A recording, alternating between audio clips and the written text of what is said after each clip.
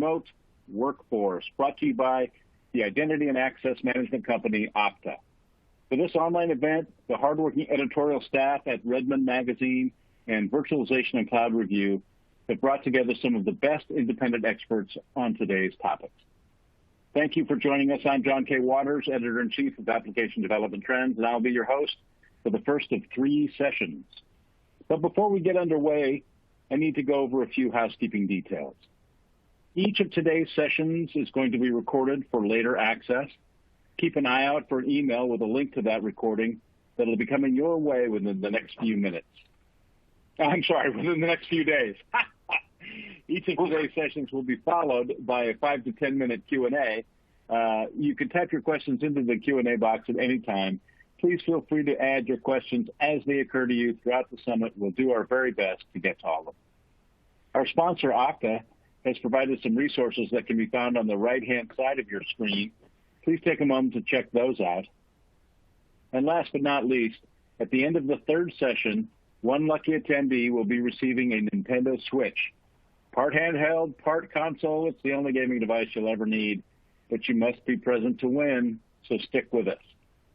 And now let's get to our first session, The New Reality, How COVID-19 Changed Everything. For this session, we've called on technologist, content creator, and senior resultant, Howard M. Cohen. In his 35-plus years in the IT industry, Howard has held senior executive positions in many of the industry's top channel partner organizations, and he currently writes for and about the IT channel.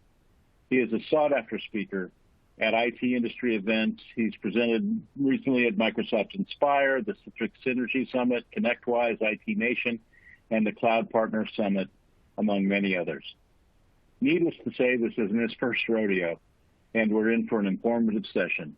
Take it away, Howard. Yeehaw, John. This is not my first rodeo, huh? And you gave away that this is really a recording and not us live. How could you do that? Okay. Hello, everybody, and welcome. Thank you for attending our session today about the new reality in the post-COVID era.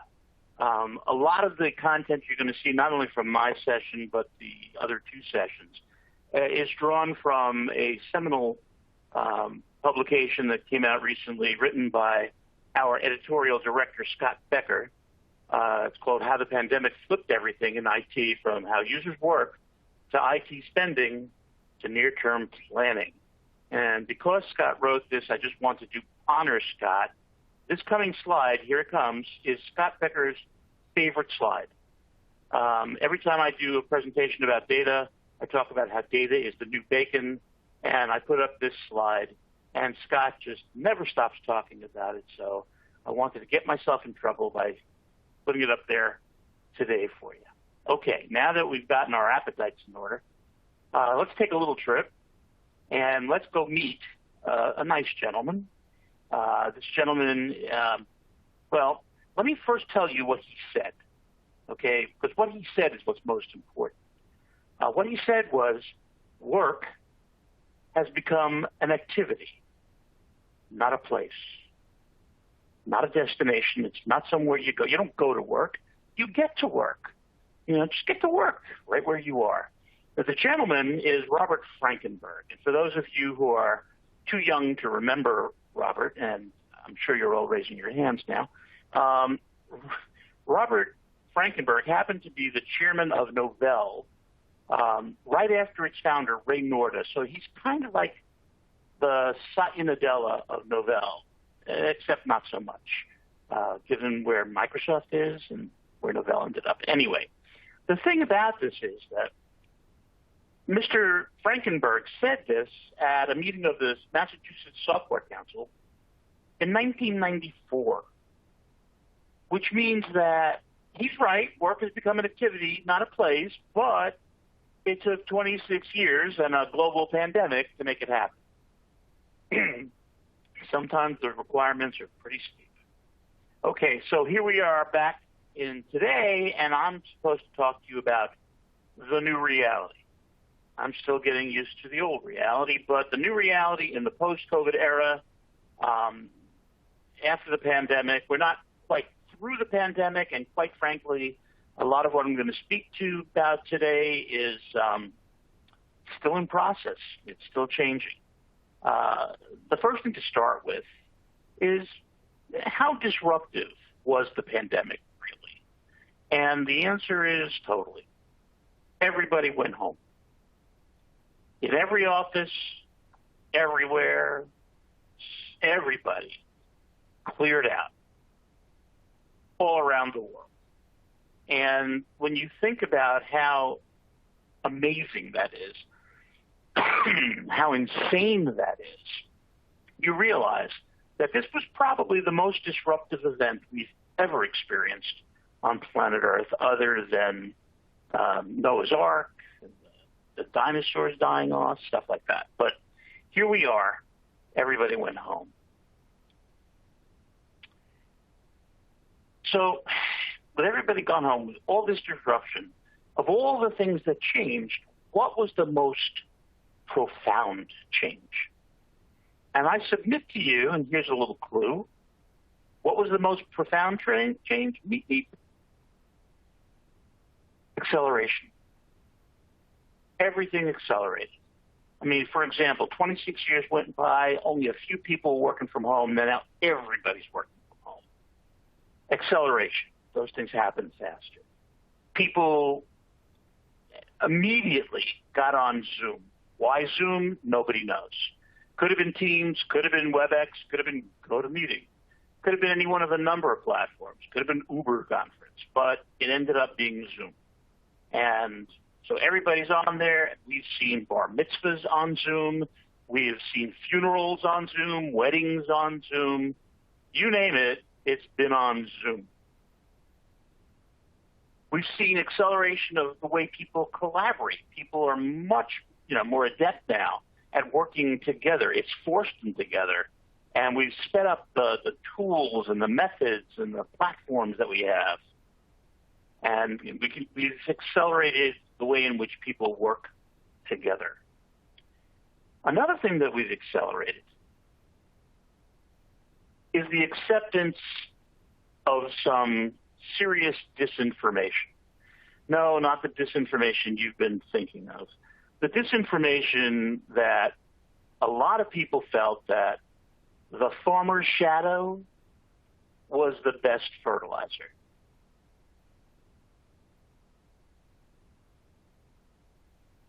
Ridiculous. Okay, the farmer's shadow is not the best fertilizer. You don't have to be there to be managing people. This is a commonly held belief that I believe kept us from moving to work being an activity. People wouldn't allow people to work anywhere but where they could see them and walk up to them and talk to them. They talk about management by wandering around. You had to be there. And we've really discovered that people can indeed work when their boss is not standing over their shoulder. How amazing is that? So, good news. Another thing that was accelerated in one way or another was the concept of a digital transformation. Many people felt that their digital transformation was accelerated, while there are others who say, well, it put a complete stop to our digital transformation. We just ground to a halt. And I'm going to submit to you later that one of those kinds of people were right. The other group wasn't right at all. And we'll see that shortly. Okay, so with all this acceleration, one of the things that was significantly impacted was progress we were making in how we use the cloud, the role of the cloud. We've been migrating to the cloud for 15, 20 years now. And a lot of people accelerated their migration to the cloud due to the pandemic. Why? And here's why. Back in the old days, we all worked in office buildings, right? And so everybody was connected to the local area network that ran throughout the building, and we all shared resources, we all communicated with each other, and that was terrific. Some people once in a while needed to work from a hotel or work from home. It's very possible they wanted to work from home. no problem. If they really wanted to, we had great remote access solutions that we could simply use to connect them into the LAN. And while it was slower, they still were able to get at their data, get at the resources, communicate with others. And then we started developing some interesting strategies like BBI for making it faster. Okay, so we're all running really, really well now. Then we started using the cloud. And many companies just connected the LAN into the cloud, and people, wherever they were, working from home, working from another office, working from a branch office, they all connected in through the network and got to the cloud. Years rolled by, and we started moving some resources to the cloud. Some of our servers ended up in the cloud. Some of our storage ended up in the cloud. Some applications, we just sourced it directly from the cloud. And so it kind of made sense now to get a remote access connection both in the office and at home and always be able to get at those resources. And interestingly, that kind of created a certain amount of parity. It leveled the playing field. If you were in the office or if you were at home or if you were in a hotel, it didn't matter. Your access felt the same. The experience was relatively similar. To some extent, that was a good thing. Okay. Then comes the COVID pandemic. Anybody who was in this particular kind of state where they had all of their resources in the cloud, great. Send everybody home. They can connect to the cloud with whatever they've got, their kid's computer, their laptop, whatever they, their toaster oven, whatever they have that can connect to the cloud, they can connect to the cloud and they can do their work. Fantastic. Except for one thing. And this is the thing about the new reality that I guess is not so positive and is something that we really need to take very, very seriously and examine and think about. The expanded threat surface. Okay, we have seen a huge uptick in security exploits, in attacks, in hackers having their way with us. Most recently, the Colonial Oil exploit, where they shut down the Colonial Oil pipeline for a week. Horrible. Even worse, they messed with our meat. The SBS meat packing plants were ground. Meat packing plants were ground to a halt. I didn't even mean to make that pun, but indeed, everybody was stopped. And now all of a sudden everybody's very sensitized to the problem with data and network security. And well, they should be. They always were. It's been amplified, accelerated, if you will, by the COVID-19 pandemic. Here's the problem. In the old days, when you worked in the office building, this was your threat surface. Okay, it was the area around your building, the network leading up to you, getting toward you. You could certainly scan it. You could manage it. You could monitor it. You could even go threat hunting in it. And you were able to achieve pretty good protection for yourself by keeping on top of that threat surface and making sure that you stopped anything before it got in. Prevention, not protection. Prevention. Don't even let it get close. Well, then some people went home. And of course, each home also became part of the threat surface.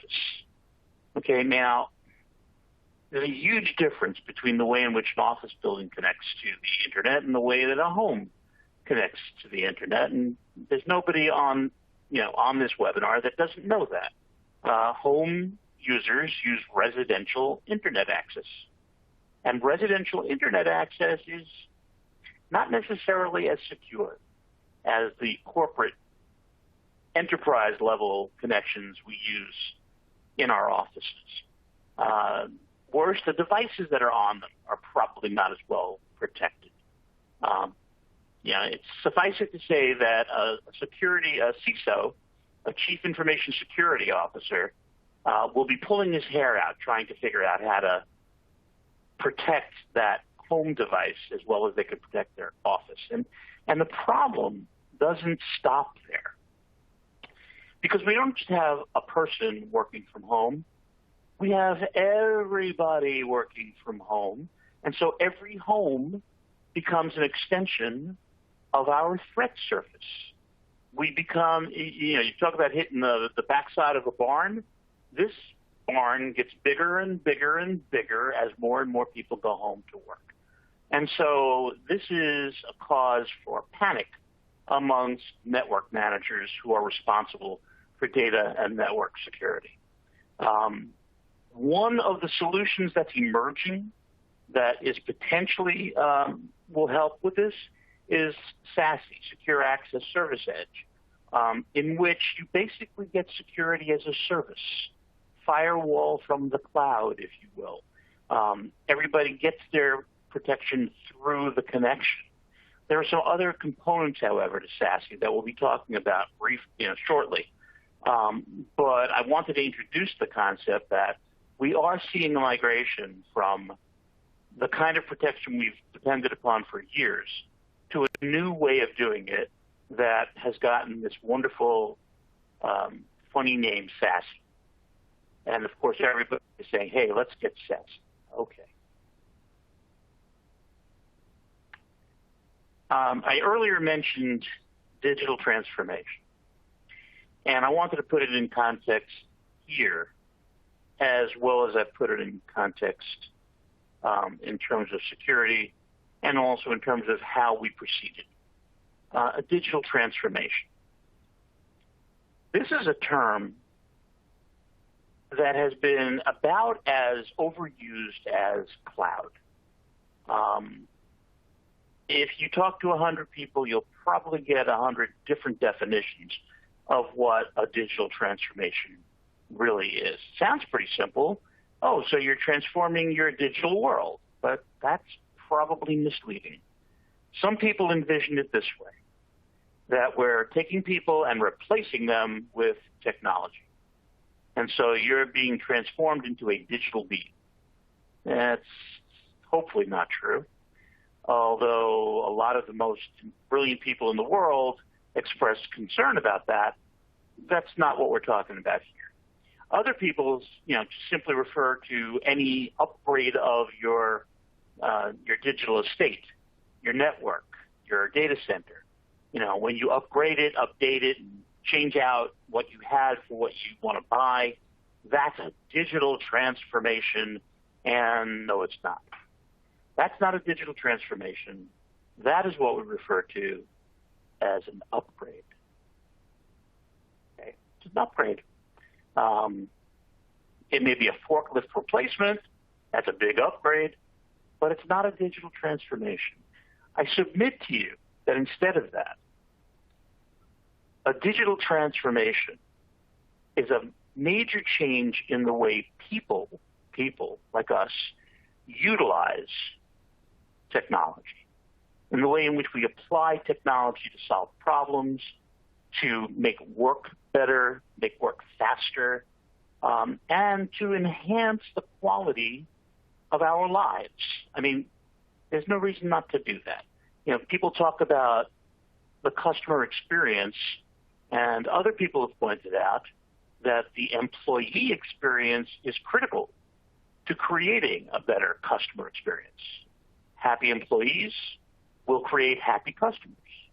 And it's been proven true over and over and over again. So digital transformation, the way that I've seen it in many of the things that people are talking about today, is defined by how people change the way in which they use. People transform the way in which they use technology to improve their lives, make their work better, make their work faster. Let's have a couple of examples. Okay. First example. Here's a factory, and in an assembly line, you'd have people doing various things. Some of those things were as simple as putting something on top of something else, or checking off check marks in a checkbox on a checklist, or flipping through papers to copy the information from those papers, which probably came from the computer, onto another computer. Repetitive work. things that were just done over and over the same way every time, no decision-making involved, or maybe some minor decision-making involved, but, grunt work, if you will. And of course, we've seen how process automation can take people who are doing simple, basic, repetitive tasks that have to be boring the daylights out of them and automating them. Let automation do that, and then the people can go off and do much more interesting work, much more fulfilling work, much more profitable work. And so, yes, artificial intelligence and machine language have expanded the ways in which we can use process automation, and people, like Bill Gates and Elon Musk and Stephen Hawking, God rest his soul, they have written extensively about how people have to be frightened of artificial intelligence. So take it from where it comes, folks. But process automation is really meant to simply take people out of the equation when it comes to simple stuff and let them do much more interesting stuff. Okay. Also, we've discovered something else. And this goes back to that whole thing about the farmer's shadow being the best fertilizer. People do work. So I'm going to ask you, what do we measure? Do we measure the number of hours? You see the stopwatch here in the back of the person working diligently. Are we really measuring the time they spend? Is it crucial to us that they arrive at 9 and they leave at 5 or whatever their shift happens to be? Maybe in some cases. There are some cases in which people have to work together, so they need to arrive at the same place at the same time to do the same thing together. Got it. But the overwhelming majority of employees, it's not so much their time, the time that they put in, that you're worried about. As my friend John pointed out, I call myself a senior resultant. That's because, to me, the most important thing are your results. If you get no results, all the effort in the world doesn't matter. And let's apply that here. What we really want to measure is this gentleman's results, the outcome of the work that he's doing. Okay, if he has 15 things to do today and it takes him 8 hours to do it, and he's done all 15 things, fantastic, great. If, on the other hand, he is an emissary from the Speed Force and he can get all 15 of those done in the first hour, I say let him go have fun. I don't care how many hours it takes. I care about getting the results. Get the results, you win. So how can we measure results without measuring the time? And I suggest that workflow automation is the solution. Workflow automation can cue people to do the next thing they need to do. It can create the connection between automated processes and human processes. That's great. And it can also give that human being the ability to indicate when they have completed their work, that they are finished, their task is done. And so that data is collected. Not only collected, it's transmitted to their manager or supervisor. So now that manager or supervisor knows that, okay, the first thing was done. Okay, now the second thing, the third thing, the 15th thing. This person did all the things that I have assigned them to do today, and they did it in just a few hours, so I got to assign them more things tomorrow. No, seriously. What we've achieved here is remote management, the ability to see that your people are getting done what they need to get done. It's kind of like going to work and getting to work. Well, when you get to work, we want you to get done. And we can measure that using workflow automation. Okay, so now we know when people are working. We know that they've gotten things done. The fact of the matter is that people in a digital transformation like this, they're working from home. It's not uncommon that they start work when they would ordinarily leave on their commute. And they keep on working until they would ordinarily get home from their commute. Now, that's more hours than they used to work. might be 2 or 3 hours more than they used to work. That's 2 or 3 more hours of work out of every employee who does that every day. And who asks them to do that? Nobody. Nobody. And this is why the farmer's shadow is such an incorrect, such a false value. You don't need to see them. Let them work from home. Let them get their results, because most people aren't really very satisfied until they've gotten their results. They feel better when the work is done and it's not hanging over their heads anymore. And so you see many people working more hours than they've ever worked before. You see people who are not being tapped on the shoulder and asked questions all day long in the office, not being asked to help somebody else who can't figure out what they're doing, not hanging out by the water cooler, gossiping about who did what to who. All of that goes away. And we're now in a very different social environment in which these people can be left to do what it is they do.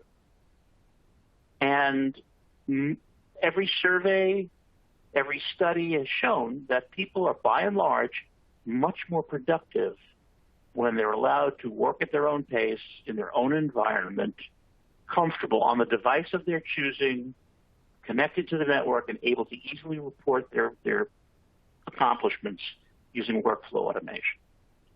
Okay, so we've dashed that farmer shadow thing on the rocks. We're watching everybody's results. Everything seems to be moving swimmingly. So what about all those people who were complaining that the digital transformation got stopped in its tracks?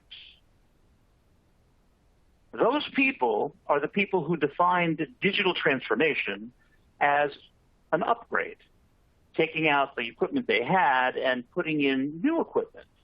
It's a digital transformation. You're transforming from last year's server to this year's server. That's not a digital transformation. And so these people are crying, it slowed us down. It stopped us. We couldn't complete the upgrade. We couldn't complete our digital transformation. That's a fallacy. That's simply wrong. You know, those people weren't in the midst of a digital transformation. They were in the midst of an upgrade.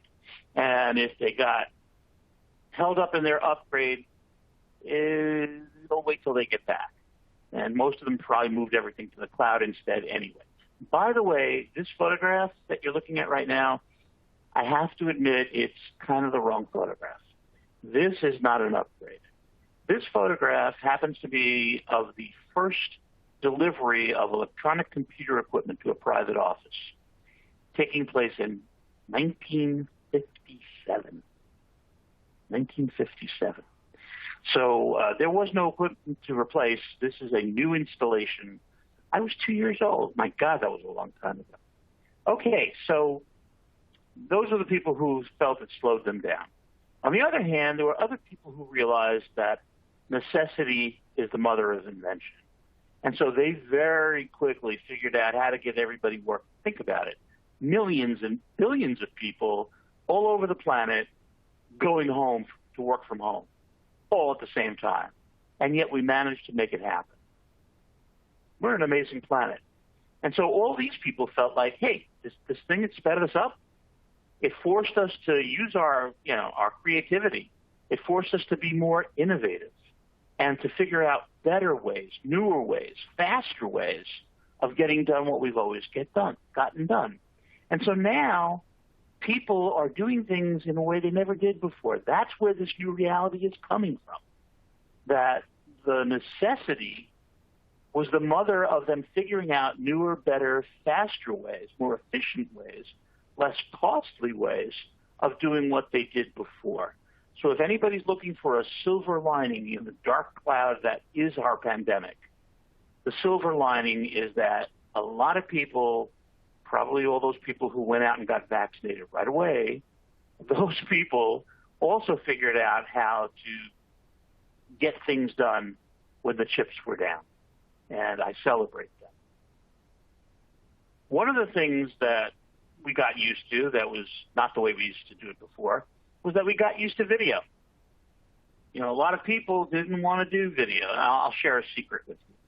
If you go to Skype and you ask to connect with me on Skype, underneath your name, you can put a little saying underneath your name. Underneath my name, you'll see a saying that says, "Don't worry, I look like crap too." Because everybody always complains, they look awful. Oh, my hair isn't done, my makeup isn't on. That's a complaint I make all the time. The reality is that people take you as you come, and people got more accepting of that during the pandemic. But what happens is, as you start to use video more and more and more, first of all, you become more comfortable with how you yourself appear. But you also find that the glass that you're looking at disappears. It dissolves, and you're looking at the person on the other end. And instead of just getting sound like you do on a telephone, you're getting all the paralinguistic cues, the look on their face, their gestures, the way they move their head, their posture. All of these are paralinguistics. And you didn't have those on the telephone. Now you do. So video represents a tremendous step forward, and it's a mystery why we didn't get used to it a whole lot sooner. I say that because where we had 26 years to make Mr. Frankenberg's prediction of work being an activity, not a place, we had 26 years to make that come true. We've actually had 56 years to get used to video. What you're looking at is a product called Picture Phone, introduced by Bell Laboratories, and this is taking place at the 1964-65 World's Fair in Flushing Meadow Park in New York City. I'm not too proud to admit that I actually did the same demo that this lady's doing at that pavilion at that time. I saw Picture Phone at the 64-65 World's Fair. It was amazing. It was mind-shattering. It was probably very motivating to where I am today. And yet, it didn't get adopted. People were resistant to it, and Bell never introduced it back then. It took decades before video became popular. Today, 56 years later, of course, the pandemic has helped us see that video is absolutely acceptable if we can't be in the same place at the same time. Now, this has the promise of changing the way in which people do their jobs. We may not see so much of a return to business travel. People may start traveling just for leisure, more and more. Just like commercial real estate, the airlines may have a lot to worry about, but companies have to look forward to reduced budgets, cost plummeting, where they don't have to send people flying around the world. They can have them sitting and looking at a screen and talking to each other. People are much more comfortable with it today than they've ever been. Another thing that people have become much more comfortable with is the whole concept of collaboration. Yes, in terms of collaboration, they don't have to get into a conference room anymore. They don't have to get into a workroom anymore. Everybody can jump on a Zoom conference or a Teams conference or some kind of video conference, and they can all be seeing each other. But that's not, if you act now, there's still more. People can be sitting they're at a computer. Think about it. They're at a computer looking at each other.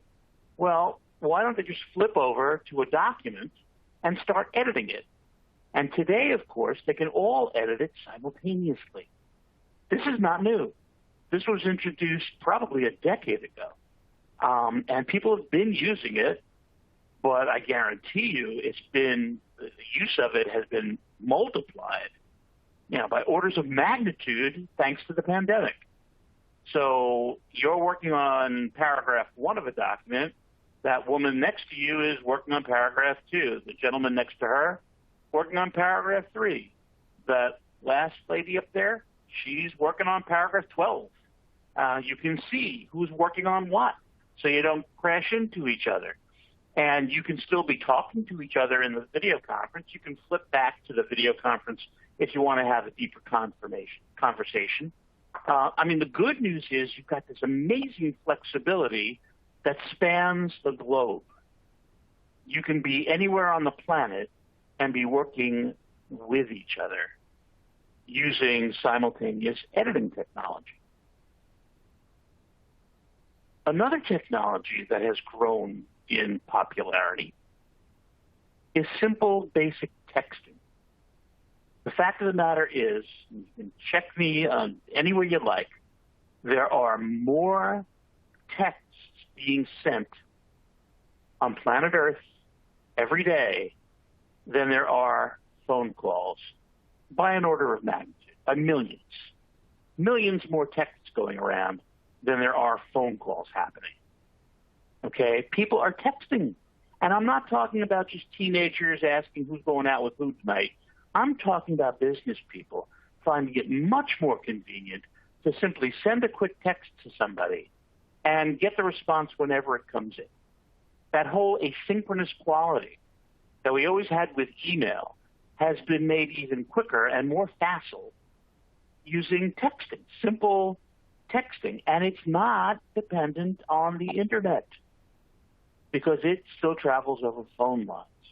And so it is a backup to the internet that we all like to message over. All of a sudden we've got some redundancy built into our messaging. A lot of good reasons to love the idea that texting has become as popular as it is and that it's available to all of us. There are certainly more smartphones on the planet than there are people. Think about that. Why not text with each other? Just about everybody can receive it. And especially in business, just about everybody is given some kind of smartphone and some kind of tablet. I'm told that most people now have 3 to 5 devices connected to their corporate network. Kind of scary. But great. Texting, much easier. And again, motivated by what we learned during the pandemic. Once again, I'm going to come back and go a little further talking about what we talked about before, the expanded threat surface, the fact that it's not just your office, it's your office and everybody's homes that you have. And as a matter of fact, even those people who are texting from the street at a hotel, you will fax from the beach was an AT&T ad back in the 1990s. People are sending documents from the beach today. So this is all your attack surface. And that means that you've got to be much more conscious about data and network security. One of the things we've learned we need to be most conscious of is endpoint security. Why? Well, simply because the endpoints are the easiest place for cyber criminals to enter your network, just like the place where you enter your network. And so they need to be very, very well protected. And remember, endpoints are smartphones, tablets, laptops, desktops, servers. There's all kinds of endpoints all over the place, and everyone needs solid protection. A lot of the endpoint devices that were formerly used in offices were brought home to use. They're going to come back. Who knows what they've picked up out there? And so every corporation needs to think about how are we going to certify those devices that are returning to our internal infrastructure. We need to protect ourselves against that. And so endpoint security has amplified in importance to all of us. Now, again, not only are the endpoints something to worry about, but the users. There are tons of users. It's safe to say there are many times more remote users than there ever was before. And so another thing we need to be concerned about is network access control. And in terms of network access control, I'm talking about the fact that not only do we have to authorize and authenticate the user, we also have to analyze the device. We have to prove who the user is, but we also have to prove that the device is what it says it is, and that it is configured properly to be on our network, and that it is secured sufficiently to be on our network. And so that's a lot to be careful about. ultimately, our goal is to prevent unauthorized access to our network ever. This basically represents a sea change, a big new reality in the way we secure our networks. And this is where I kind of want to lead you. This is the old day, okay? But the new day will be identity and access management will be amplified in importance by many, many, many times. This old way is what we like to refer to as the castle and moat approach. The castle is our network. Everything is inside our network. And the castle wall or the moat is that circle around the outside of the blue circle there, okay? That circumference is our network perimeter. It is the moat, the wall. It should be impenetrable. Nobody should be able to get in. And God bless us, we trust everything that's inside that wall. And we don't trust anything that's outside that wall. Well, the problem with that has always been that we do let people through the wall. We allow certain IP addresses from our suppliers, from other associates, our lawyers, our accountants, our customers. You know, they're all being given ways to get through the perimeter, and therefore they could bring some nasty stuff in with them. The reality is that the firewall, the perimeter, the intrusion prevention system, it's not enough anymore. It's not adequate for where we're going. And so instead, we're entering into what we're referring to as the era of zero trust. Not only do you not trust the stuff that's outside your perimeter, you don't trust the stuff that's inside. And that's fine because there are still studies that say that 80% of network exploits come from within the network. So it is best not to trust anything. Never trust, always verify. All the time. I'm talking about continuous verification. So when somebody comes into the network, we verify who they are. We're looking more at their identity than we are at their IP address. We're looking more at their location than their server. You know, and we're looking at the device that they're using to make sure that it is the configuration we're expecting. Basically, the goal is to make sure that the right people, okay, the users that we have authorized are coming through. They have the right level of access. We're talking about like role-based access control, where each person only has access to what they need to get at, and we take all the people in a given category, a given role, and we give them all that so it's easier to control. So the right people have the right level of access to the right resources. You don't want everybody being able to get to everything.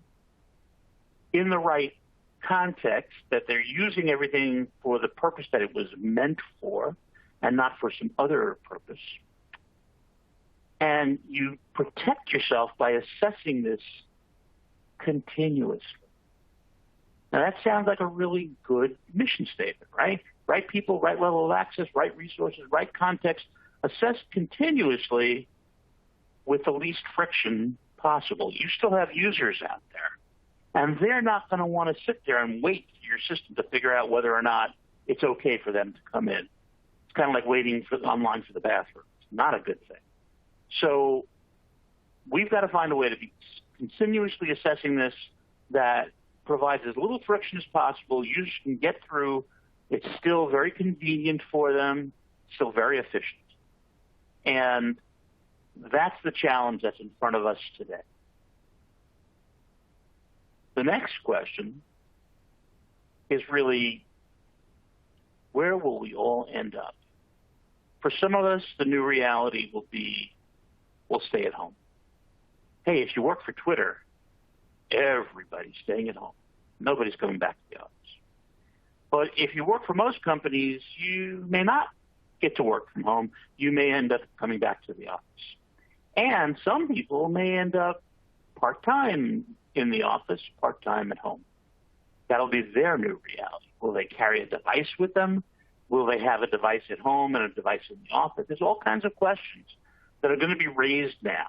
What kind of security is necessary? Will they have the same role-based access no matter where they are? How will that be handled? All of this is just now. This is a question that's first now being asked by company after company. And so it's the last question I'll ask, and I'm going to leave this question unanswered. And instead, we're going to answer your questions. John, got any questions for me? Yeah, I think I got a couple here. Does anyone see John? Hi, can you guys hear me? Hello? John, are you out there? Oops. Hi, can you guys hear me?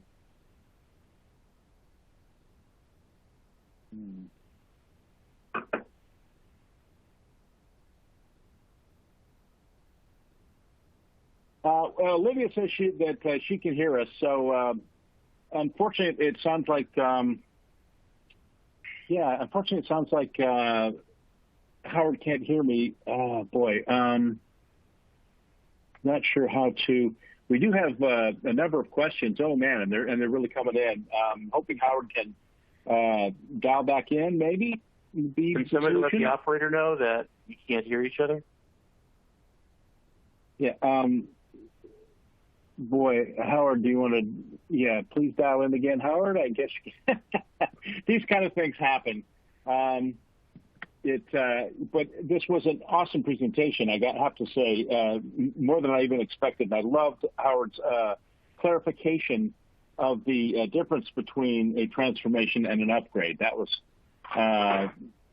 very helpful and very useful.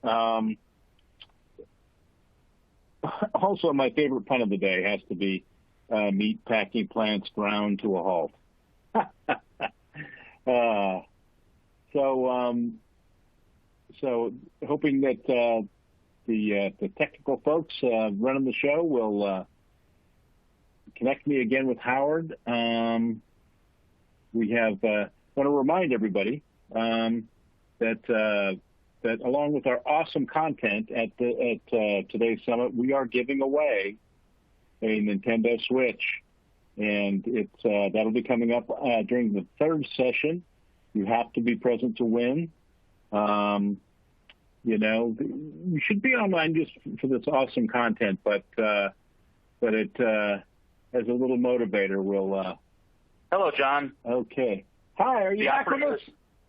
The operator has connected me back in. Don't know what happened there. Thank you. I was vamping, and we had a bunch of questions coming in.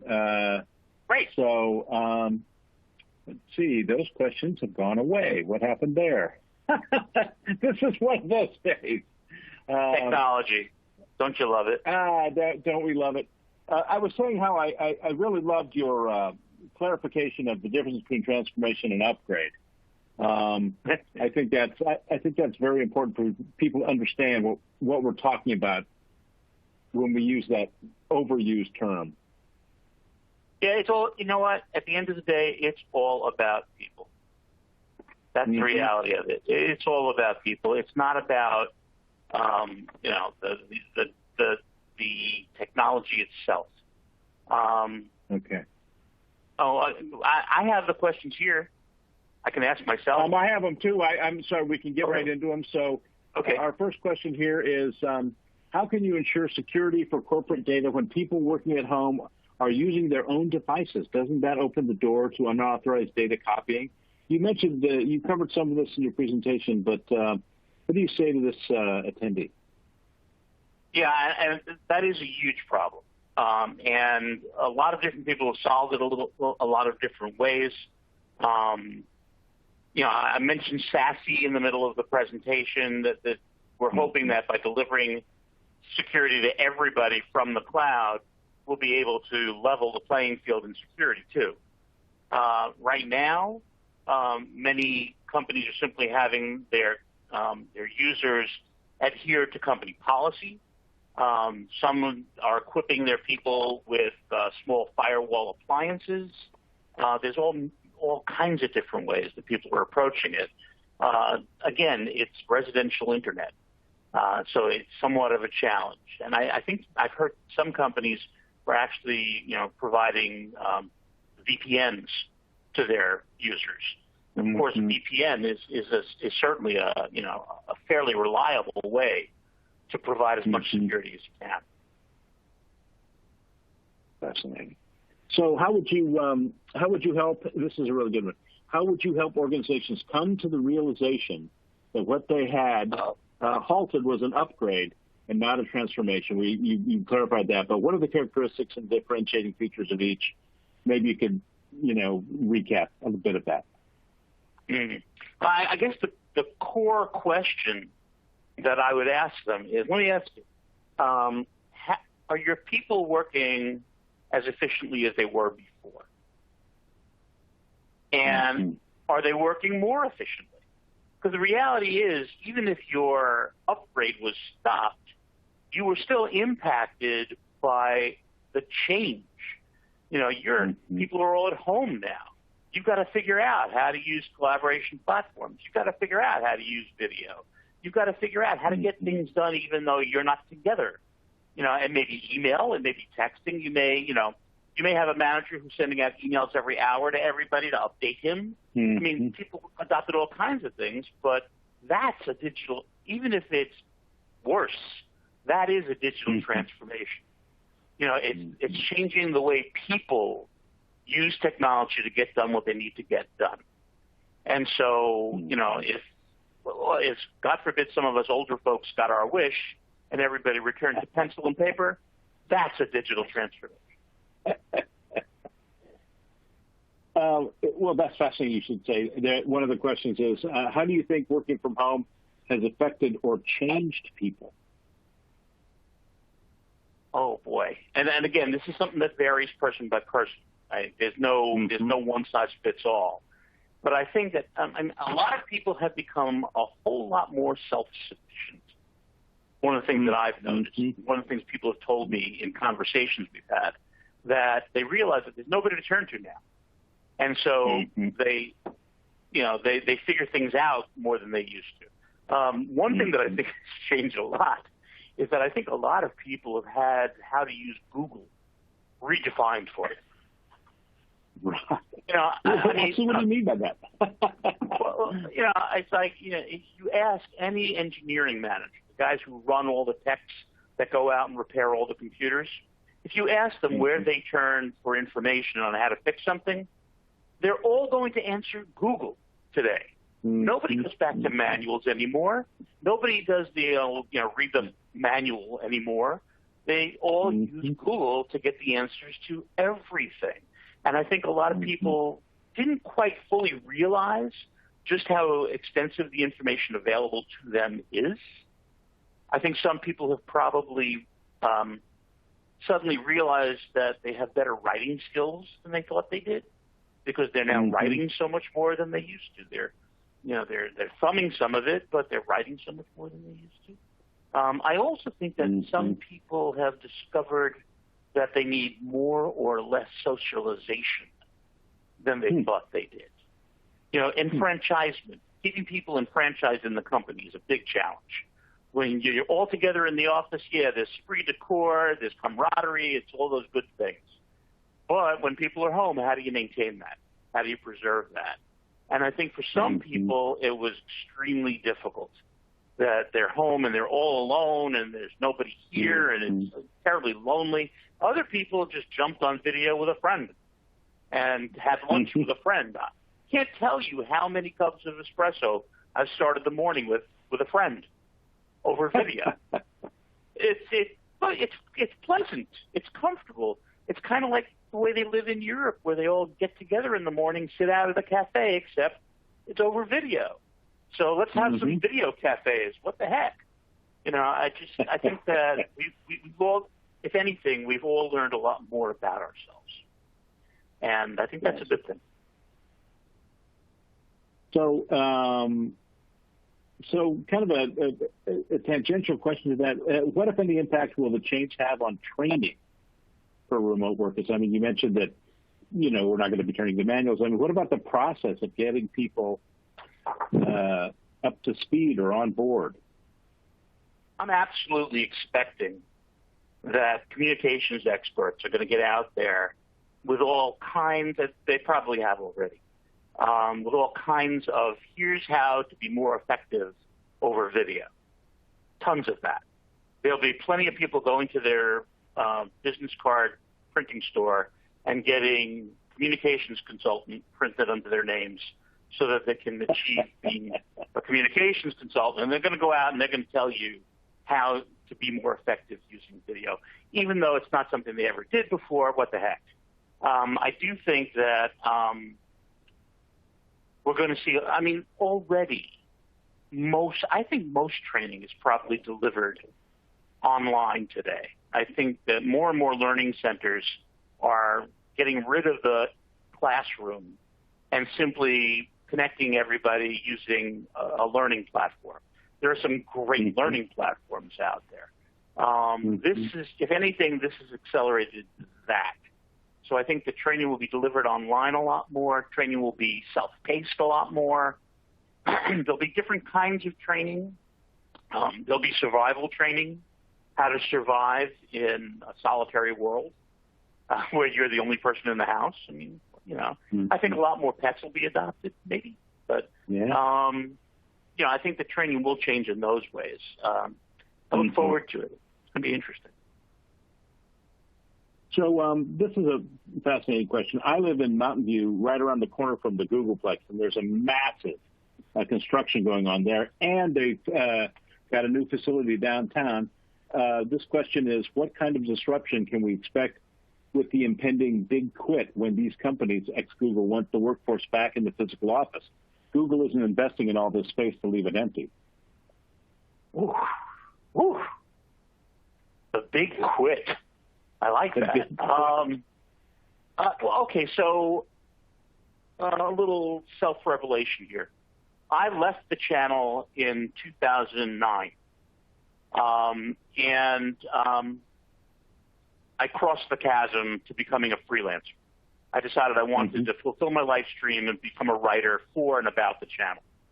And one of the things I found in Business Week magazine was a survey that determined that 32% of the American workforce was already in the gig economy. They were working for themselves. And more recently, I saw a stat that suggested that we had crossed the 50-yard line, and it was now 55, I think it was 55.1% of the American workforce is self-employed. That self-employment is the new normal. And you know what? Having been a corporate animal for 40 years and then being a freelancer for 12, 13 years now, I don't know how I did that other thing. So I think that if anything happens, to answer the question directly, and is that a great question? Thank you so much for asking that. I think that we're going to see a change that's been happening for a long time now continue and accelerate. And that change is the move from employees to contractors. It is no secret that if you look at the 18,000 people who work for Microsoft, it's about a 50-50 split. 50% of the Microsoft workforce, the last time I looked, were contractors. V-dash, as they call them. And I think that Google will do the same thing. I think that many companies will do the same thing. Now, this will also have an enormous disruptive effect on the insurance business because insurance will no longer be expected to be an employment benefit at all. And we'll finally, put it to the Congress, hey, you're going to do the right thing and join the rest of the world. So I think we're going to see a cascade of changes coming out of that, but I do think that the corporations are going to respond to the big quit by simply contracting people. What the heck? Again, I don't need, especially a company like Google, they know they don't need people in the office. Yeah, they built beautiful big playgrounds, but you know what? If they make them available to the contractors may say, hey, heck, I want to go play there. You don't know. You don't know. I think a lot of them are going to have to basically say, oh, whoops. that was a mistake. It's hard. That's hard to forecast, but I do think it's going to continue the march toward the gig economy? Big changes to the offering, and holy mackerel, a whole lot of away from us.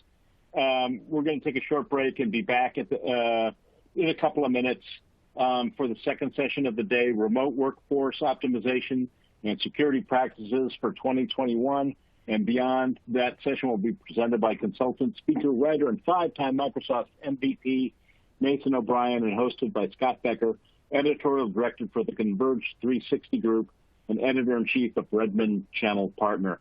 Thank you, Howard, for an awesome... thank you, Howard, so much for a great session.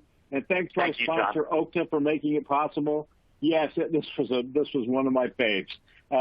Now would be a good time, attendees, to check out those resources on your console provided by Okta. And remember, during today's third session, we will be giving away a Nintendo Switch, so stay tuned. Thanks, Howard. Back in a few. Thank you, John.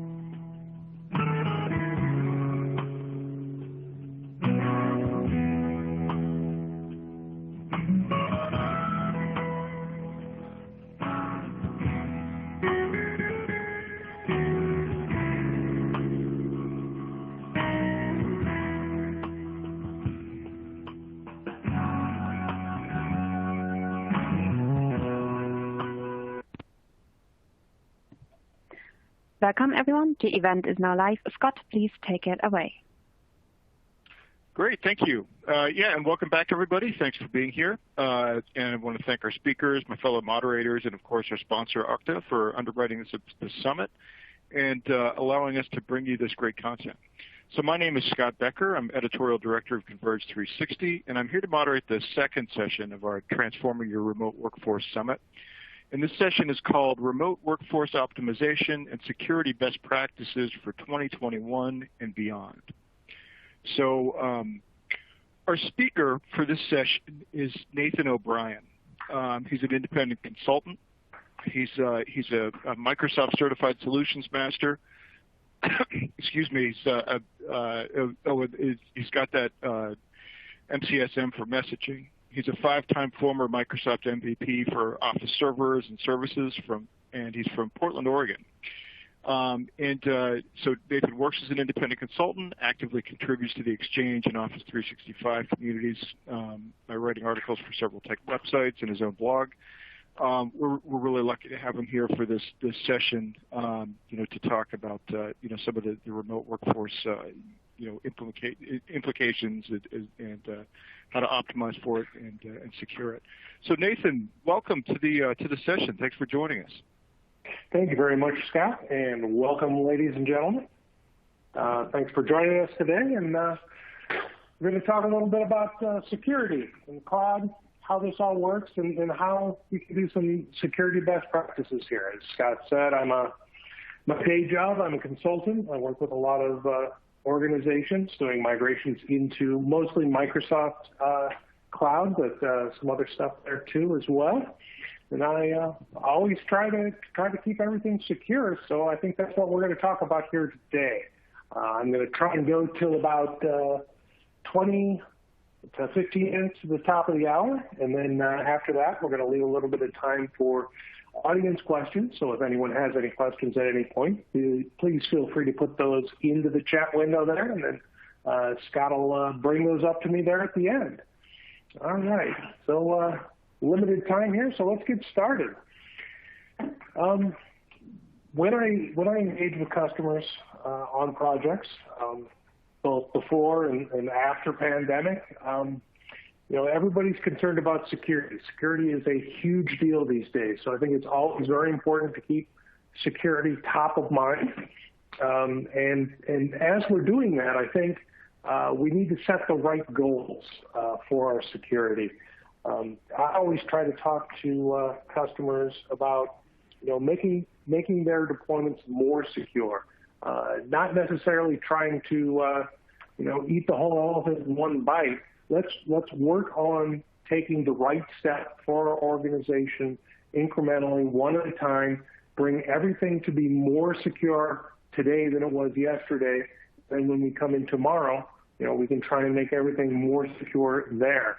So we always want to work towards better security. Your organization currently has some level of security. There's some things you're doing secure, but nothing is ever going to be perfectly secure. Security isn't something that's ever going to be done. We're not going to get to the end goal there. We just have to work on, every day, let's make that attainable goal of making everything more secure. So to that end, I like to talk to customers about, working for better authentication procedures. How I like to do that, how I like to explain that, how I like to kind of break that down is into sort of authentication ladder presentation scenario sort of thing. I like to think about authentication as, let's start at the bottom and move our way up. Let's understand what steps we can take to make all the accounts in our organization more secure, and then what the next step is to increase security for each step along the way. So today I'm kind of going to show you how I think about that authentication ladder, what the rungs are, what we need to do, what the steps we can take to make everything be more secure. And in this today, really I'm speaking in sort of a technology agnostic sort of a way. A lot of what we're going to talk about today applies to many different technology solutions. Of course, I do a lot of work in Microsoft Cloud, so this may kind of seem a little bit more skewed in that direction, but I don't really mean to present this as Microsoft solutions. There are a lot of other vendors that have very similar solutions that work very similar to this. So it may look a little bit Microsoft heavy, but I really mean this all to be agnostic, and all this works for many different vendors' products. And of course, the upper level rungs that we talk about towards the end of my time here may fall in different orders for different organizations. But we always want to start at the bottom. I present this authentication ladder idea as starting with the bottom, rung 0, not even really on the ladder yet, but kind of the ground that we put that ladder on is going to be that username and password. Username and password, it's not the best solution for authentication, for securing everything. There are much better ways we can do this, and relying on only username and password has some significant problems that we're going to talk about. But this is really the basis. You need to do this part well before you can get up into the auth ladder. So this is where we're going to start talking. A few things that I like to talk about with that password, especially with customers, and the first one is longer is better. So I like to encourage customers to think about, instead of a password, think about a passphrase. Make a sentence into a word. Whatever that sentence is that makes sense for you, do that. Then kind of think about maybe a capitalization pattern and a special character pattern in positions that make sense to you. I put a couple different examples there at the bottom of the slide. My daughter has a monkey, kind of just that first one, I chose to capitalize the last letter in each word. Put a 92 at the end of it. There's a $sign in there. So kind of a better way to use a longer password, something that users can remember. You're going to remember a nice sentence, make it longer. It doesn't really, it's not really about making it completely a random string of letters and numbers, because those are very hard for users to remember. Although, personally, I use a password vault for hundreds of different passwords, and I use completely random passwords and everything, and I just send them to that password vault. But this is another way that we can make longer passwords sort of into passphrases that users can remember, and they can keep their passwords more secure without using those same passwords that almost everybody uses almost all the time, that really are vulnerable to problems. Current NIST guidance, for passwords, looking at that, it's not really a great idea to force people to change their passwords, every month or every 90 days or something. We find out in security research that really, when you're forcing people to change their password every 30 days, then people will make their passwords that they're using less secure. They're not, going to put that effort into remembering really great passwords if they have to remember a new password every month. So, an older password, a long passphrase, like some of the stuff that I showed you earlier, that's going to leave you in a more secure position than trying to have a new short password every month. So let's not force those password changes. Don't force that same complexity. We want users to use good passwords, but kind of when we get into forcing them to use really complex random passwords, it can cause a lot of password resets and passwords that are easy to guess. So people are really unlikely to remember super complex passwords if you make them use too many special characters or that sort of thing. Let's back away from that and think of passwords, teach our users to use passwords in a way that they can use longer, better passwords, without all that forcing them to use all kinds of crazy complexity in there. Also, we find that tools that allow users, when they're logging on, to show themselves a password, allow users to use better and more complex passwords, better passwords, not those passwords that are going to be so easy to guess all the time. So, we want to use tools that allow users to have that little button where they can see the password. But then we also want to teach our users that when they're using that button, they have to be aware of their environment, know who could be looking over their shoulder. You don't want to put your password up on the screen in a situation where other people can see it. So responsible use of tools like this can go a long way to ending up with better passwords in their organizations. Clues. So a lot of password reminders, those answers, what's your mother's maiden name, what's your birthday, what city were you born in. In a world with social media, a lot of that information is really very easy for hackers to find. So be careful about using those sort of password reminder tools. Something that I'll do personally, again, kind of relying on that password vault, but the questions, when I have those password reset questions to create a password, I will do things like I'll make sure that the answer is completely nonsensical to the question. So, what was your first car? And then my answer will be yellow. Where were you born?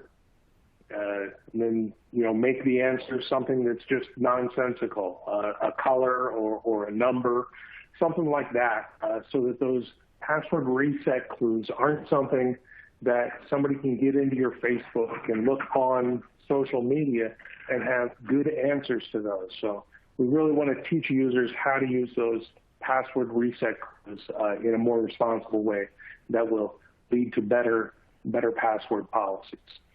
We do want to limit the login attempts so that brute force attacks work as well. This can be kind of cultural to the company, but I think security researchers find that 10 failed attempts is really kind of the max that you want to allow on that. But maybe 3 at the minimum, so that a user can have a bad day or they can fat finger their password a couple times and not get locked out and then have to trigger that help desk ticket before they can log back into that system. So play with that a little bit. Find the number that works good for your organization so that you're not vulnerable to those brute force attacks, but also your users aren't having to open password reset tickets every time they try and log on. So kind of summing up that rung 0, that username and password kind of level, design your password policy around long passphrases. End user education is really important here. Teach your users how to have good secure passwords. I think a password vault is always a good idea.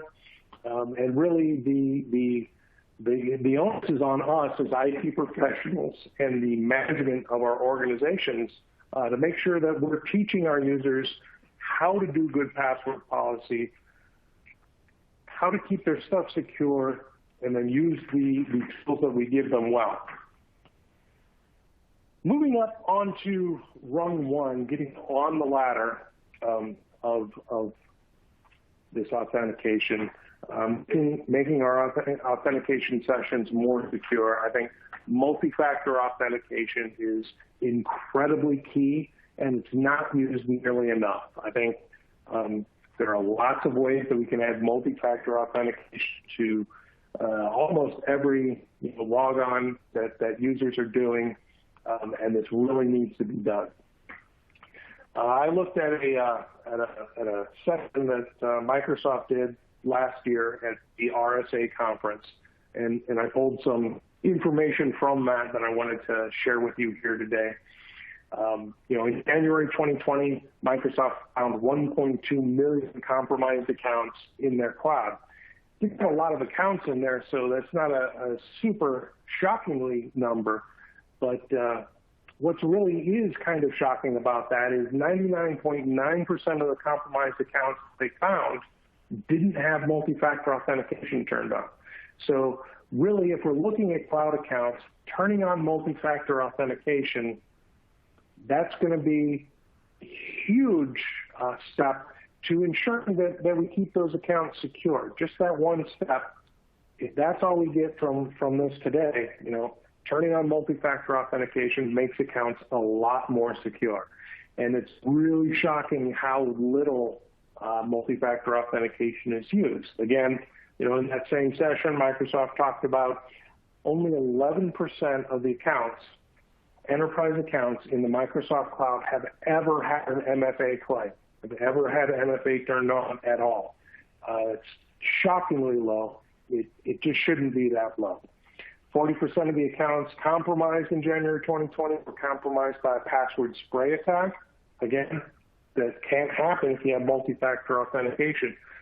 Somebody can't just script out commonly used passwords and jam them against everybody's email addresses to get in. Statistically, 1 in 100 attempts at a password spray attack will work using just 15 of the most common passwords. So Again, it's pretty easy to do that password spray attack. Multi-factor authentication stops that. And then a lot of those password spray attempts focus on legacy authentication protocols. So that's really where we want to focus on and ensure that we're keeping everything secure. Modern authentication, legacy authentication, certainly in the Microsoft Cloud, those are words that we hear a lot. I just wanted to take a second to clarify what that means. Really, modern authentication is just newer authentication protocols, an umbrella term that allows us to do these more complex authentication scenarios beyond just username and password.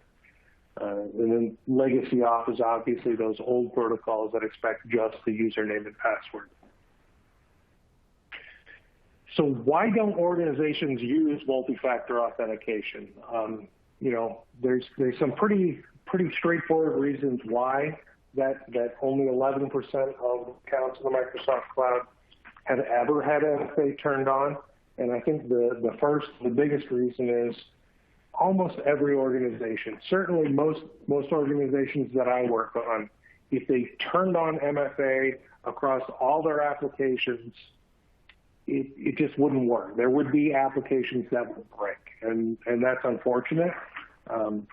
Unfortunately, I find a lot of organizations kind of have this all or nothing mentality about it. If we turn on MFA, it's going to break stuff, so we can't do it.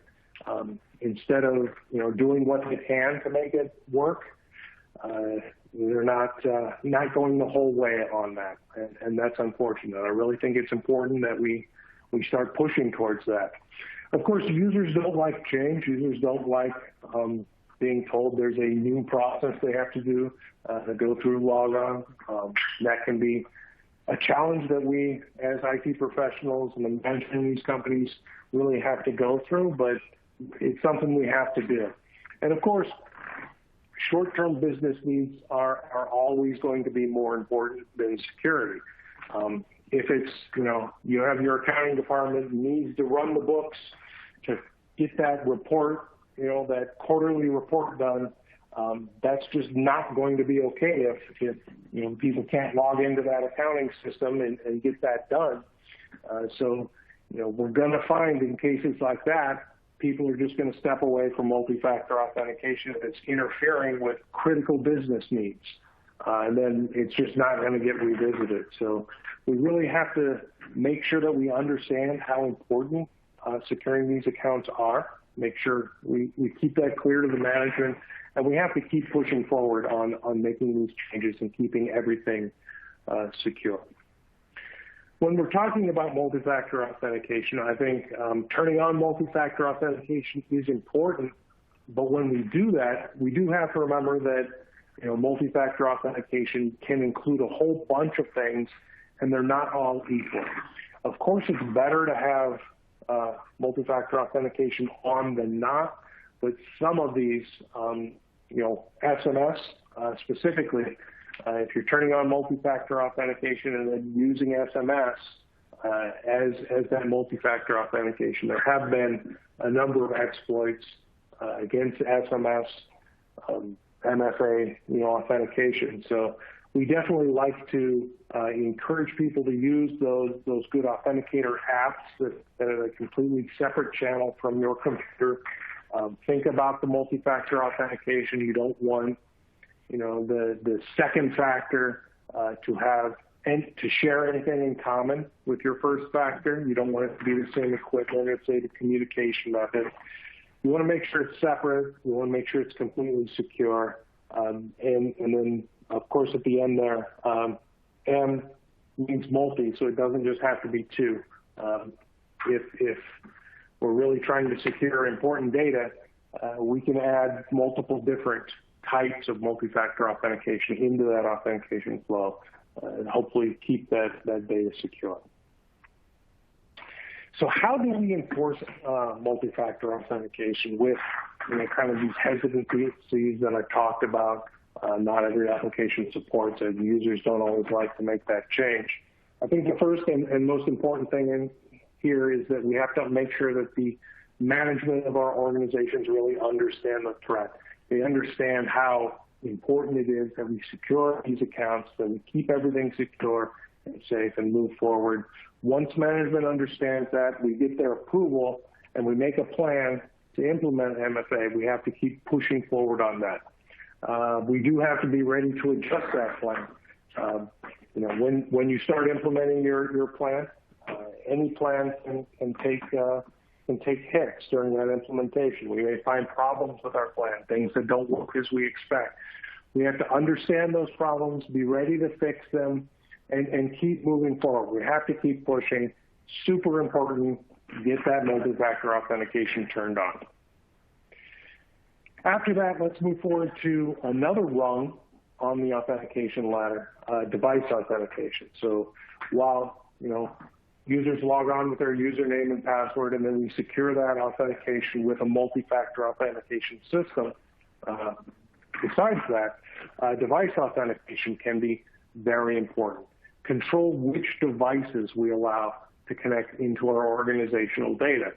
Office 365 and many other systems, allow us to verify that this device belongs to this person, and they can authenticate and then be authorized to access this data with that device. So think about ways that you can add device authentication and ensure that the right people are using the right devices to log on. Even if you have the username and password for John Smith, who has access to X, Y, and Z data, make sure that John Smith is authenticating from the right device. Of course, bring your own device scenarios can make this more difficult, but not impossible. There are tools that we can, easily manage, not our devices. Things like Intune, endpoint management in Office 365, for example. There are ways that we can bring your own devices into there and ensure that we know what devices that users are authenticating to, with the user still preserving, control of that device. It's their device and they have control of it. We just have minimal controls that allow us to ensure that the correct people are logging on with the correct devices. Another rung up after that device authentication that we can use is conditional access. Authentication flows these days, we have the ability through many different tools to change that authentication flow based on the situation that authentication is trying to happen in. So if a user is logging in from the office, maybe we don't have to require them to use multi-factor authentication. We know the user is, authenticating from within our office building, so maybe we can make that authentication flow a little easier for that user. Whereas if the user is logging on from home, we want to change that authentication flow, maybe require multi-factor authentication or require a VPN or require different steps to go into that authentication from different locations. Or different authentication flows for different applications. We have the ability to create that sort of thing too. So the user's just logging on to their email. Maybe we have company policies that we know email data is not the high level of security, but we don't want users to be able to log on to a specific SharePoint site that has documentation that we keep more secure there without going through some extra steps. So when they try and access that SharePoint site, they have to use multi-factor authentication, or they can only access it from specific IP addresses, or they have to use multi-factor authentication and access from specific addresses and use specific devices. We can add and build these kind of authentication flows to keep our data secure and make sure that everybody is using our data properly, keeping everything safe and secure. Impossible travel, another condition we can think about there. The user logs on from Chicago in the morning, probably not going to be logging on from New York 15 minutes later. Moving up to another rung on the authentication ladder, passwordless authentication. Authentication without a password at all. Passwords aren't that great. Again, that's how we've been getting into computer systems for as long as there have been computer systems. But in the recent years, really a lot of vendors have started developing ways that we can get in without having to do that password in at all, and still have multi-factor authentication. For instance, I walk into my office here at home, I look at my Surface laptop, it sees me through Windows Hello. That is a multi-factor authentication logon there into my laptop. It identifies my biometric information, my picture, not just a picture there, there's heat signatures and more that go into that, and the device. I have to be doing that from a specific device for it to work.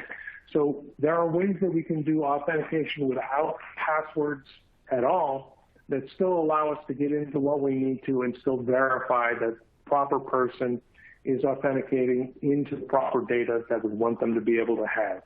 Of course, a concern always with any sort of biometric logon is you can't reset your passwords or you can't reset this biometric data, no matter how complicated, what kind of cool features you're using, retina scans, whatever they are.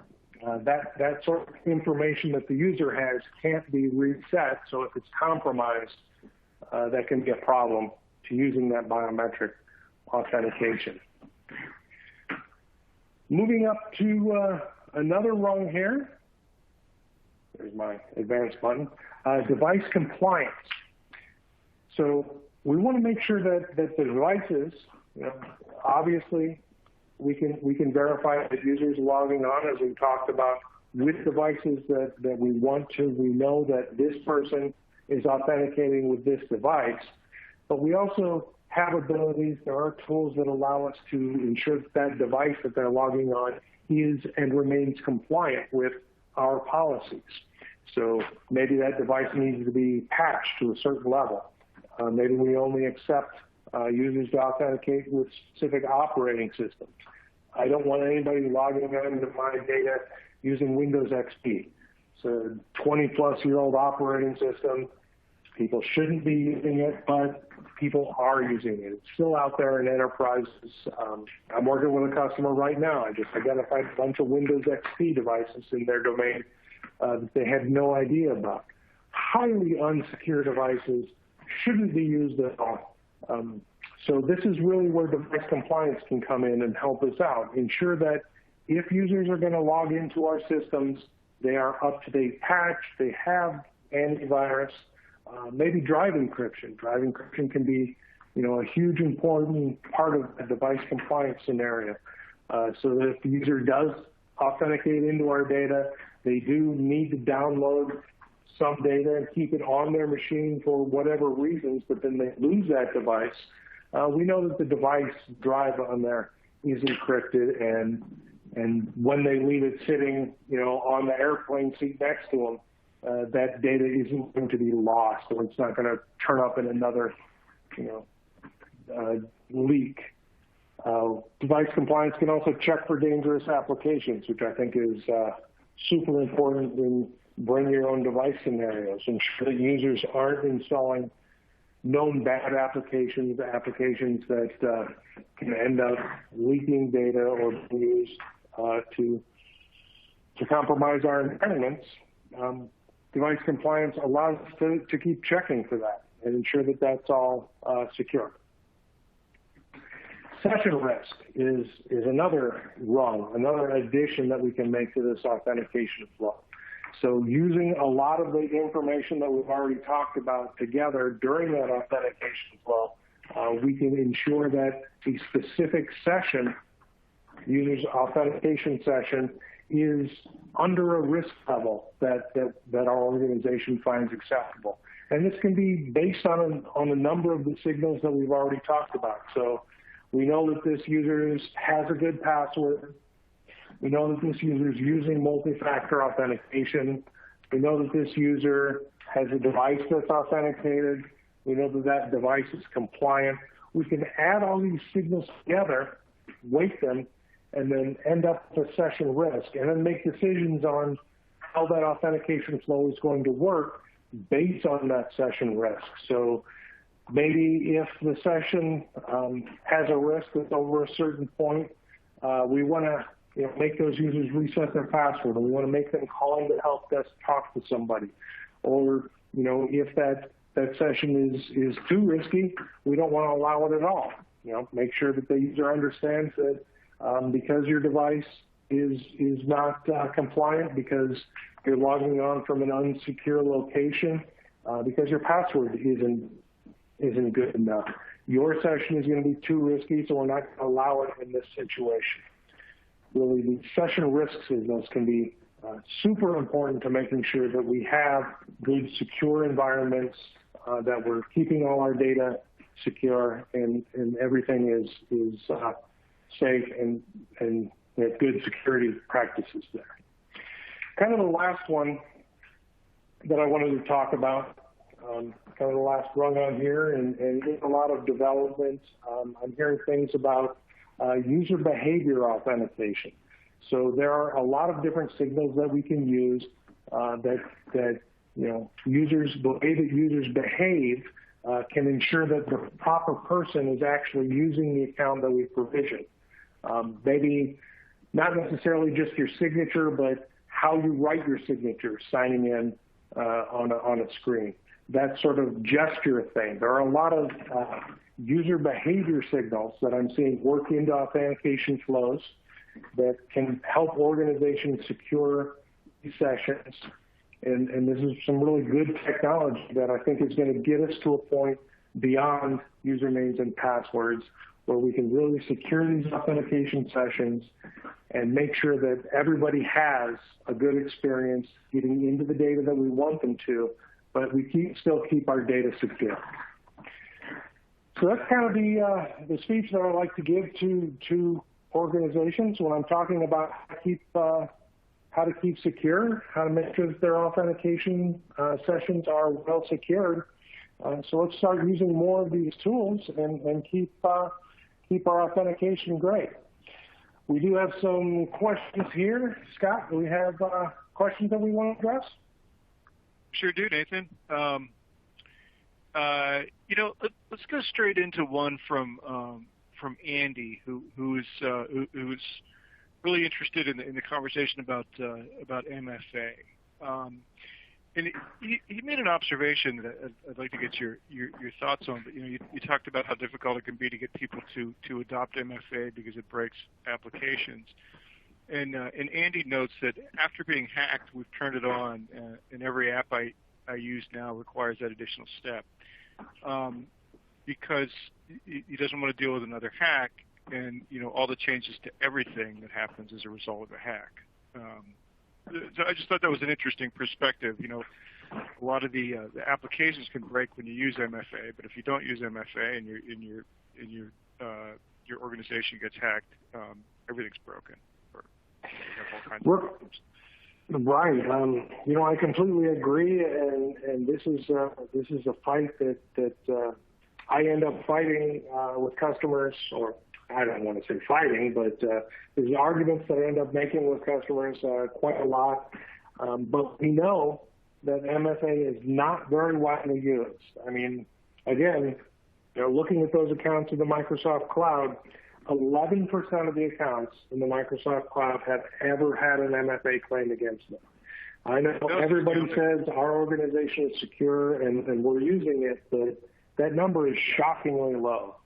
So, yeah, it's important to use, but again, when your accounting software doesn't support that, what's more important? A potential hack that could happen sometime later, or getting the quarterly reports in that have to be in by law tomorrow.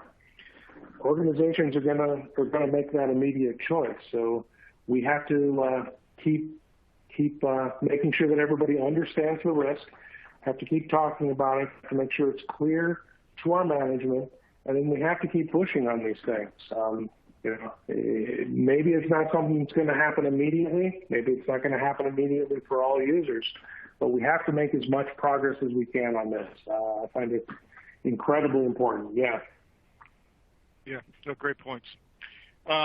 So you talked a bit about password vaults in the rung zero phase of the conversation, and Karen was asking, what password vaults do you recommend?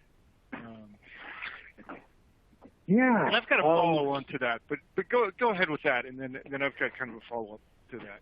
So, I don't want to specifically endorse anybody. Personally, I use LastPass.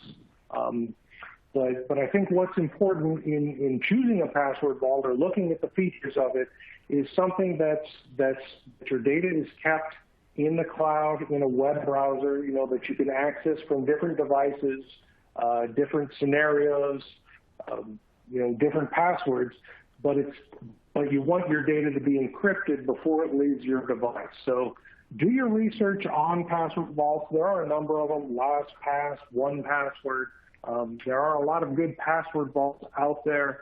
I definitely recommend using that as much as you can to secure your passwords. But even a notepad file that, if you keep that encrypted in OneDrive, that can be better, or it can be a step in the right direction. Maybe not the best solution, but I really encourage users or people to find good ways to use good passwords and look at the holistic situation with your password. And password vaults like LastPass you can use for free. There is a free level to that. Of course, they have higher level subscription, and certainly they have enterprise options to that I highly recommend. But find a way to use good passwords, and if that means a password vault, find a way to use something that is keeping your passwords all secure, not having them be unencrypted ever in that chain, and have them in a way that you can access from different devices in different situations. I think that's very important. You see some companies will use a password vault, but that'll be internal. It's just available on the internal network for the company and just available on their computer. So you have to be logged into your computer before you can get your password out of that password vault, which means you have to have, a memorable password to get in to your computer itself. I don't know any of my passwords. I have hundreds of passwords, and I don't know any of them. They're all big long strings of total random letters and numbers. I think that's a good solution, and we have to work on pushing more users and more organizations to do things like that better. Again, baby steps. Make sure it's something that users can actually use. Make sure it's secure, and keep pushing forward on it. Yeah, that was kind of my follow-up, and you touched on it a little bit, but it seems like those password vaults are primarily a personal solution for users, because they're combining maybe their work and their personal accounts together in the password manager or in the vault. Is there anything that companies can do? And you talked about the limitations of sort of an enterprise approach, and that it's inside the computer to start with. Is there anything that companies can do? I mean, is it just training and showing people how they work and encouraging them to do it, or are there other best practices that you've used or you've tried? Yeah, certainly. I think training is definitely a very important step that's far too much overlooked. So make sure that we train our users. But even solutions, all the online password vaults I'm aware of, they have a free level for personal use that users can use, but there are higher level enterprise solutions to all these password vaults that organizations can purchase, and I definitely recommend that. Purchase those enterprise password vaults, and then encourage your users to use them not only for their enterprise passwords, but also for their own personal passwords. The problem with having a password vault and then having users, telling users use this for work, well, people are going to use the same password for multiple websites. That's just how people are.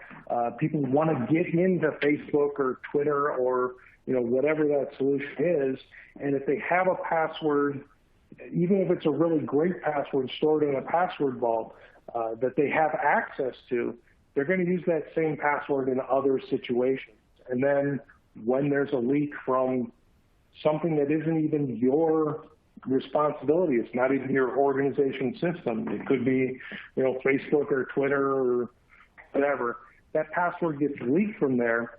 It's not that hard to associate that password with a user and then use that to get into your corporate resources. Social media makes that way too easy these days. We know where you work because you have a LinkedIn profile. We know, what systems that company uses. Not that hard to find out. So, one leak of a password from a big popular site or something can leak passwords that are used in multiple places and make your data unsecure. So really encourage your users to use those password vaults. I think it's a great idea for organizations to purchase those and make them available for their users and encourage their users to use them for everything so that people are using different passwords for every different site, every different authentication login system, so we don't have that leak credential problem. Okay. Hey, switching gears here, we've got a question from Daniel. Compliance, it has structures for passwords and other security. Sometimes that doesn't match what you're recommending. How do we change if our tools show it as a non-compliant setting? So, thoughts on that? Yeah, so for me, I always start with the current NIST guidance. I believe there was updates to the NIST guidance earlier this week. You can, do a quick Google search for NIST password guidance. It'll show you, there's a nice paper there that explains what the current guidance is for ensuring good passwords. Start from there. Look at what they're recommending there. That's going to be updated. I think it's quarterly, so it may change. But it's something we have to do the work. The password guidance changes because the situation in the world changes. It used to be we would recommend best practice would always be change your password every 30 days. Well, we find out security researchers looking at how users use passwords, where compromised passwords come in, how that all works, is that if users are forced to change their password every 30 days, they use simpler passwords because they have to remember them. And when they're using those simpler passwords, more standard passwords, even passwords that meet many standard complexity requirements, stuff like password with a capital P and an @ symbol and instead of an O a 0, that can meet a lot of complexity requirements, but it's still a password that's on that list of very, very short list of passwords that are widely used and easy to guess. So a password spray attack will find passwords that meet those complexity requirements but aren't really complex or aren't very good. So, really look at the NIST guidance. It's always evolving and updating. Figure out how to have a good password policy from that guidance. And then don't be afraid to update your organization's password policy.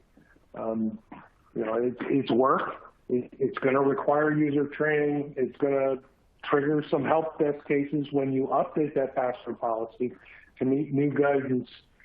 But I think it's worth it to ensure that our data is secure. Great. Gotcha. Let's see. Robert likes your point about not mixing personal passwords, versions with their work stuff. He says he informs his users of that all the time. Here's a comment from Zoltan, which is like looking forward a little bit. But with the imminent arrival of quantum computing, what's coming to replace the current authentication mechanisms? which will be ineffective against quantum computation. What's your view on that one? Yeah, so of course, always predicting the future is difficult, but I think a lot of what I'm seeing, that rung 7 that I talked about, user behavior, I think is going to be super important as we get into stronger and more processor intensive, more resource intensive authentication methods. I think we're going to get to a point where we're seeing more user behavior based authentication. So I stand in front of my computer and do a specific gesture, or even signing my name on a touch screen. Not necessarily that it's not necessarily looking at the end product of that signature, because that's fairly easy to copy, but the process of how you sign out your name, really research shows us that sort of stuff can be very different person to person, even if the two signatures end up looking exactly alike. Kind of aspects of that like pressure and, just different gestures. So a lot of that user behavior authentication, I think, is where we're going to see this going to. I see a lot of research firms working on that sort of stuff, and I think that's where authentication is really going to improve in the next few years, is user behavior-based authentication, stuff that's really hard to copy. I've even seen studies in a lot of cars now will have kind of black boxes in them recording how somebody drives. I've seen insurance companies looking at in identifying who is actually driving a car based on how they use the brake pedal. It turns out different people use the brake pedal very differently when they're driving. So insurance companies can use kind of this recorded data in your car based on how you're hitting the brake pedal, when you're hitting the brake pedal. So I think that user behavior is going to be a big authentication tool in the future, coming up pretty soon. Sort of like a behavioral fingerprint almost. Yeah. Interesting. Another question here: how do you manage using a complex password with Windows Hello and needing to log in to say the Azure portal or Office portal from a new device?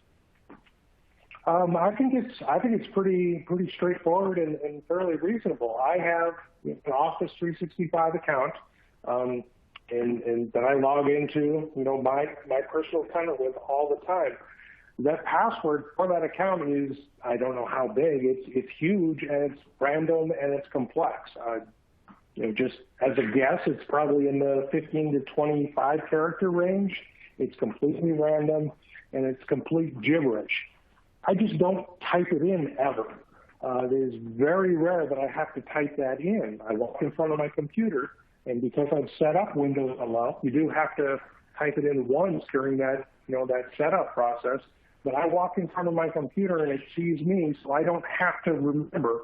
I don't even have to go to my vault and get that big password out. My authentication is secure, and there's a really complex password behind it that I can use if I really have to use. There are situations still where you end up having to use those passwords. But a big complex password, kind of the pain in the butt of typing in that big complex password can be mitigated. Tools like Hello, where we're doing biometric authentication. Okay. And last question. This one is from Candace, and you touched on some of this before with MFA, but there's been so much interest in the audience questions on MFA.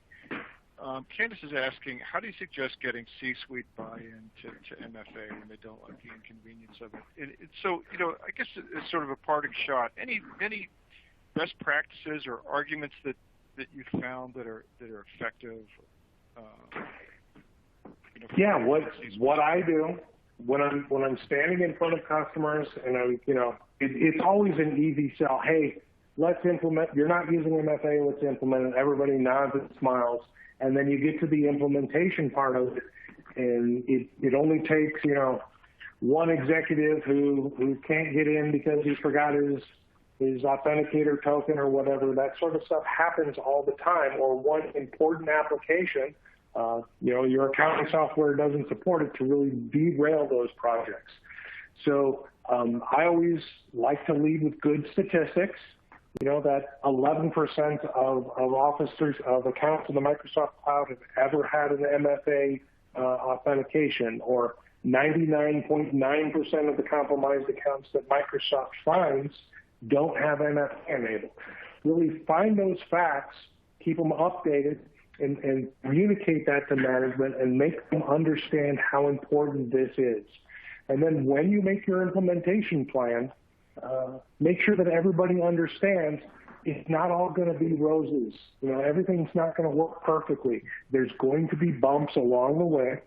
We'll be there to work out those bumps with you. When somebody needs to get into the accounting software to do the quarterly books, we'll be there to make sure that they can actually get in. Everything works for them, but we do need to turn up this additional security to keep our data secure. Gotcha. All right, super. Well, it looks like that's all the questions we have time for. But thanks again, Nathan. Great presentation, and thanks for taking all the questions. To the audience, thanks for all the questions that you guys had. Thank you for Nathan. This has been a great session. So everybody, stay tuned. We're going to take a short break and move back at the top of the hour for our third session, which is hottest third-party products and the giveaway of our Nintendo Switch. So we will be right back.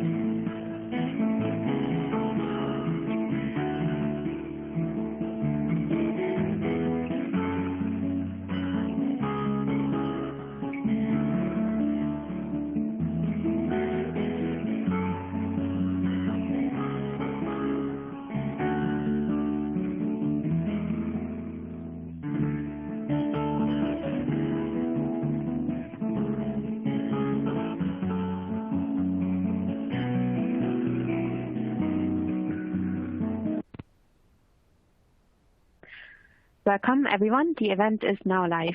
Raquel, please take it away. Hi, everyone. Welcome back to our third and final session of the day, Hottest Third-Party Products. A couple quick notes before we start. I want to thank you again for attending, and please be sure to stick around to the end, not only because you'll be eligible to win that Nintendo Switch in our random drawing, but also because when you leave, you'll be asked to take a short survey about your opinions on the event. And please share your honest opinions because our editors read every comment and they shape our future events. Speaking of future events, we really wanted to thank our sponsor, Okta. Not only are we thrilled to be associated with a company like Okta, but we know that they're sponsoring the event because they believe in our community and want to support events like these. So if you could please show your support and appreciation by downloading their resources, visiting their sites, and contacting them for a demo if you're interested. It's through their underwriting of these events that we can bring you more summits in the future. So with that, I am thrilled to announce our speaker for our third session, Ryan Terry, who is the Solutions Product Marketing Manager for Okta.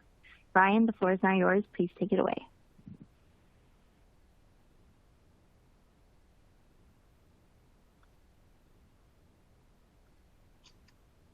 Hi, my name is Ryan Terry. I'm a Solutions Product Marketing Manager here at Okta, specifically focused on our security solutions.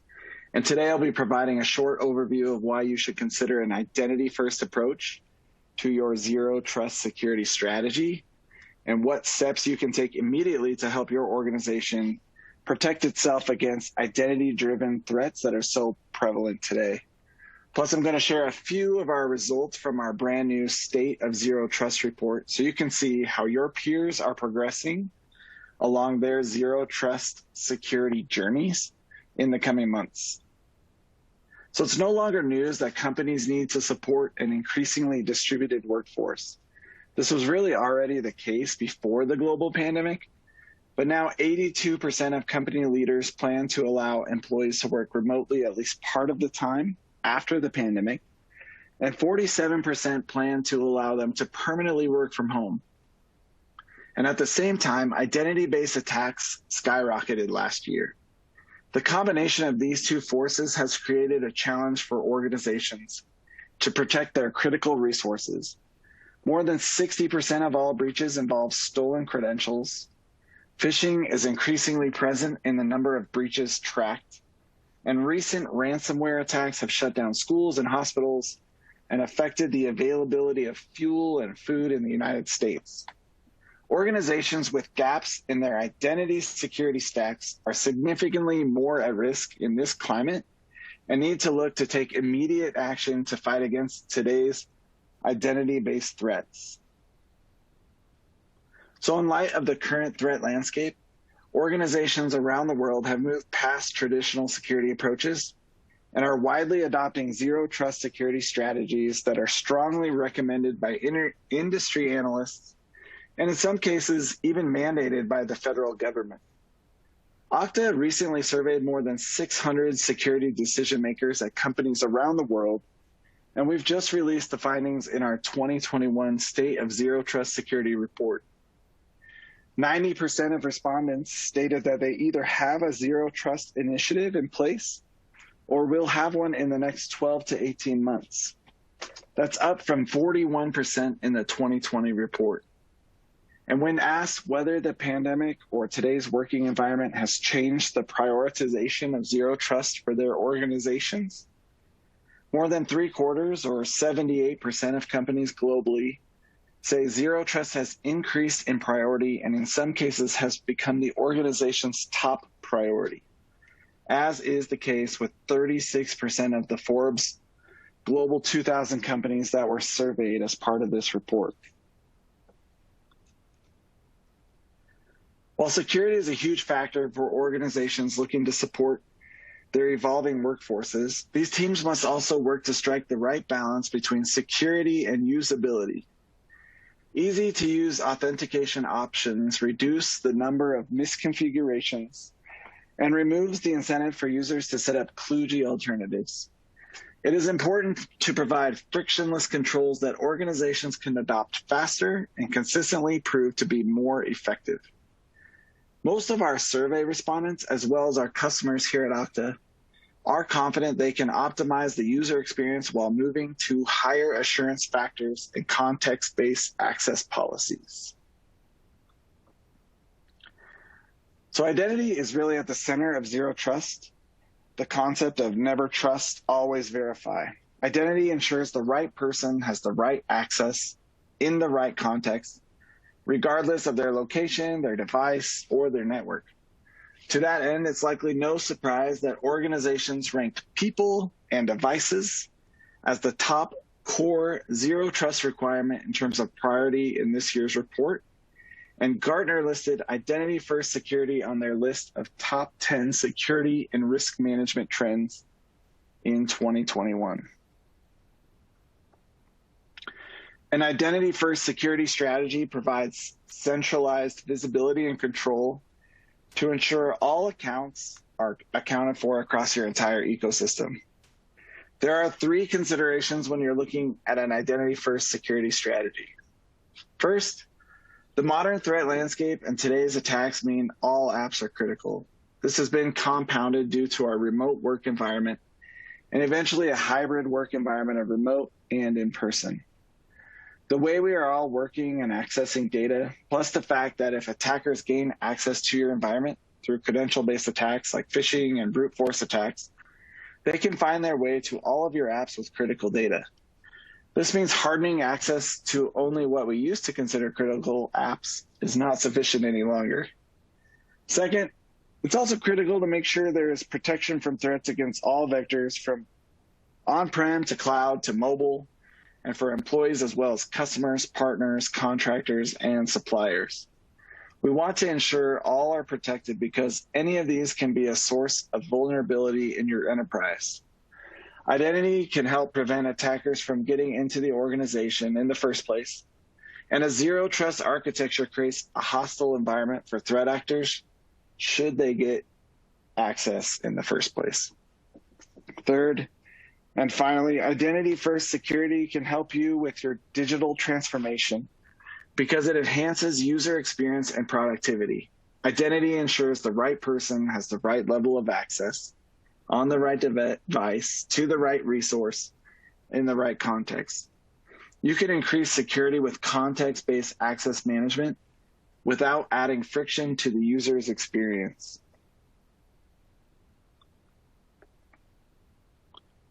So here at Okta, we work with our customers and use this framework in our research report as well. We think about identity-first approach along a maturity curve. We're finding our customers are thinking about their identity and access management maturity in this way. And this model they're using to start their Zero Trust security initiatives. So if you're starting on the left, going from left to right, stage 0 is really fragmented identity where it's quite difficult to enforce contextual access policies.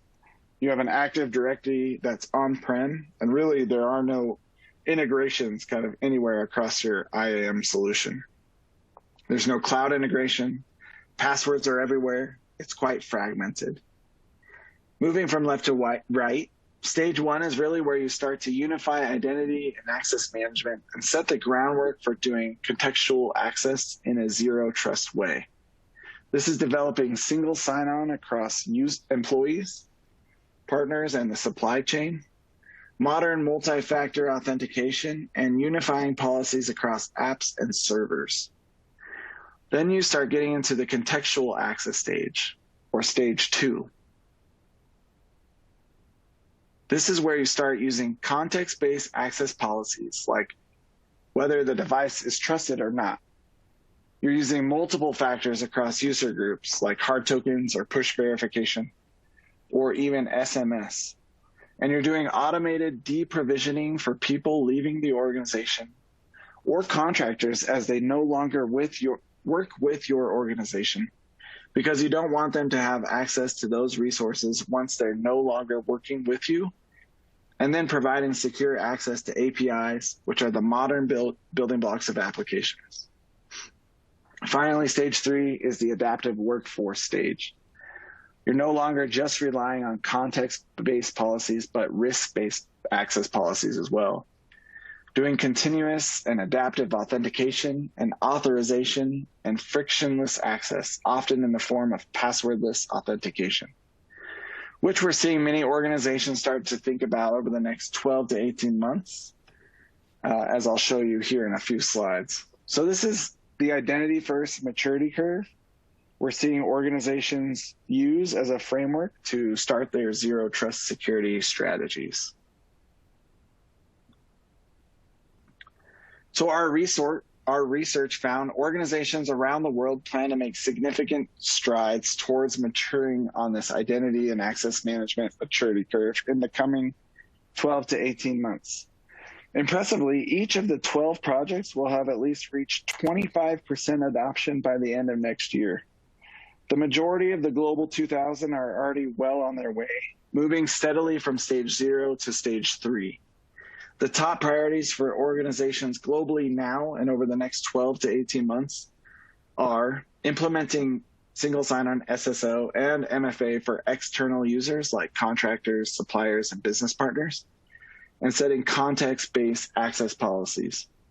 Adopting passwordless authentication is also a big area of emphasis for all regions, as well as the Global 2000 companies over the next 12 to 18 months.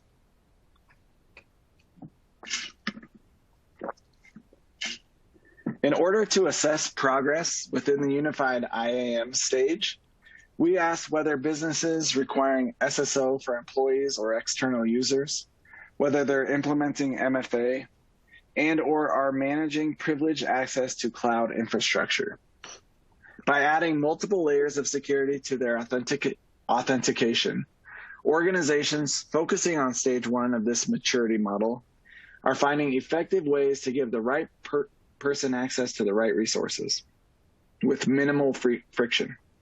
While at least 3 of the 5 projects in stage 1 have been adopted by more than 40% of company respondents today, in the next 12 to 18 months, all projects will have been implemented by at least 2/3 or 67% of companies.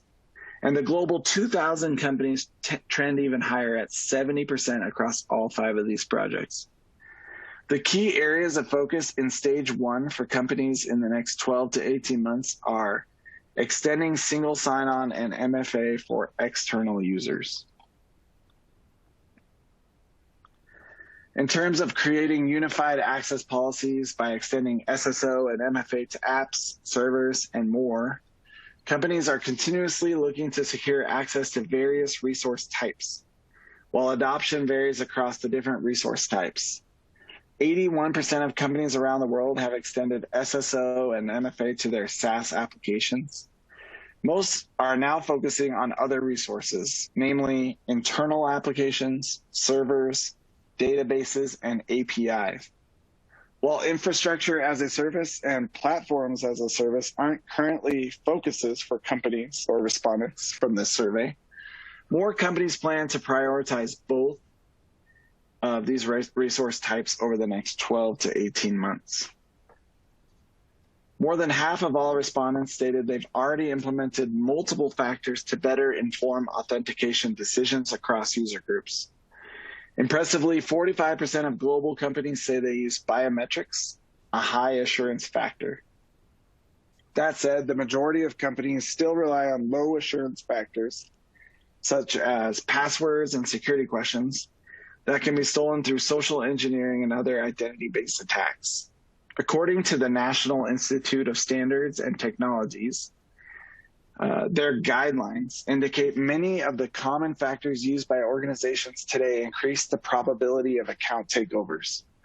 Among Okta's own customers, we've noticed the higher assurance factors like push notifications are on the rise compared to more brittle two-factor methods of authentication. Last year, our clients relied less on SMS and security questions and more on higher assurance factors. So in the 6 months prior to the global pandemic, use of our own Okta Verify grew by 28%, while from February to October 2020, so right in the heart of the pandemic last year, usage jumped 184%. For stage 2 adoption, we asked respondents whether their organizations deploy safeguards such as multiple factors across user groups, whether they secure access to APIs, automate account provisioning and deprovisioning for employees and or external users, or whether they use context-based access policies. So globally, respondents plan to make strides across stage two projects with adoption levels over the next year or two ranging from 26% to 75%. The 3 most adopted stage 2 projects around the world over the next 12 to 18 months will be securing access to APIs at 75% of respondents, deploying multiple factors across user groups at 67%, and automating the provisioning and deprovisioning of employees at 66% of respondents.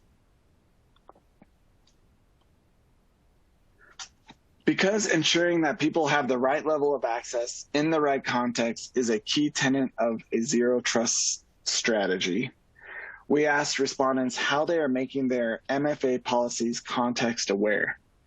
This involves setting access policies that can better assess users' devices, networks, locations, or other applications they're attempting to access. It's clearly an area of focus for organizations around the world. This year, more and more companies moved away from basing access grants on whether a user is accessing resources from a corporate network, from 21% in 2020 to 7% in 2021. Respondents also told us more important factors they use in access decisions are related to device posture, such as whether a user's device is managed, known, and or verified as healthy.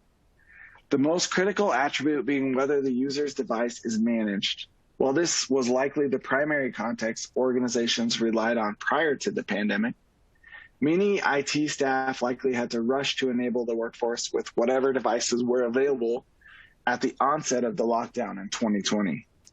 It's probable that many chose device is known as their next best attribute in this situation.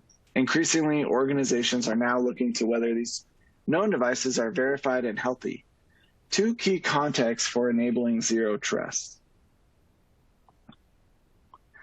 Finally, in stage 3, adaptive workforce, we asked respondents about their plans to adopt passwordless authentication. One way organizations can increase flexibility is by embracing passwordless access while using high assurance factors. Given the insecurity of passwords, particularly since 73% of online accounts use duplicate passwords, credential harvesting tends to be the most fruitful tactic for today's threat actors. Relying on passwords alone leaves organizations vulnerable to password spray and credential stuffing attacks. Multiple high assurance factors such as factor sequencing and biometric-based logins through WebAuthn or U2F security keys. These factors can mitigate risks and provide flexibility of passwordless authentication. This year, more than a quarter of respondents said they either have or will soon implement passwordless access options for their users. For Global 2000 company, that's even higher, as 50% or half of all respondents will have adopted passwordless options in the next 12 to 18 months. Because there's not a silver bullet to zero trust, no single solution provides all of the zero trust recommendations promoted by organizations like Forrester, Google, NIST, and others. The critical best practice is to leverage identity as the foundational technology across the security stack and integrate it across your entire ecosystem. Integrating your identity and access management solution across tools, including your SIEM, SOAR, CASB, and MDM solutions, provide a holistic, in-depth approach to your zero trust security strategy. At least 3/4 of companies around the world say that they'll have integrations between their IAM solutions and EMM, SOAR, SIEM, MDM, and CASB solutions within the next 12 to 18 months. So zero trust is all about dynamic policy evaluation, using all of the access context available, and really only granting the right access to the right person on the right device in the right context for the right amount of time. Resources could be SaaS or on-prem apps, platform as a service, infrastructure as a service, servers, APIs, as well as the network. Think about the context resources such as CASB would give you about the application, and it could provide deep visibility on whether it's a corporate resource or shadow IT. Other contexts could include device posture and state information from MDMs. In our survey, respondents ranked, like I said, whether the device was known and whether the device was in a healthy state as the top two factors providing access to resources. The heart of Zero Trust architecture is its centralized control plane, where identity is the key component. Here you can evaluate which resource could be granted based on all the context, dynamically evaluated in an access policy framework. This identity-based Zero Trust control plane focuses not just the policy evaluation during the authentication and authorization process, but also enforces a policy-based identity administration and governance to drive access provisioning workflow. This control plane should also focus on essential security features, including threat protection, risk signal ingestion, and behavioral pattern monitoring to take adaptive access decisions. This framework would establish a flexible and dynamic Zero Trust architecture in your organization. At Okta, our North Star is to be the global identity standard for all use cases across your workforce and your customers. This isn't an item on our roadmap, but it's our long-term vision and mission to solve some of the most pressing problems in the connected world today. So we're born and built in the cloud. We're committed to connecting everything. We're independent and neutral, so we provide integrations and partnerships across your entire ecosystem. And our uptime and our auditing is second to none. Okta is purely focused on identity and access management. It's all we think about, and it's all we talk about with the world's largest organizations. If you'd like to learn more about our 2020 Zero Trust report that we just released, or if you'd like to identify where your organization sits on the Zero Trust identity and access management maturity curve, let me recommend these two things. So both of these, the report as well as our Zero Trust assessment tool, can be found on okta.com if you navigate to our solutions page and then onto our Adopt a Zero Trust Security Model page. Thank you for your time, and we'll open it up for any questions.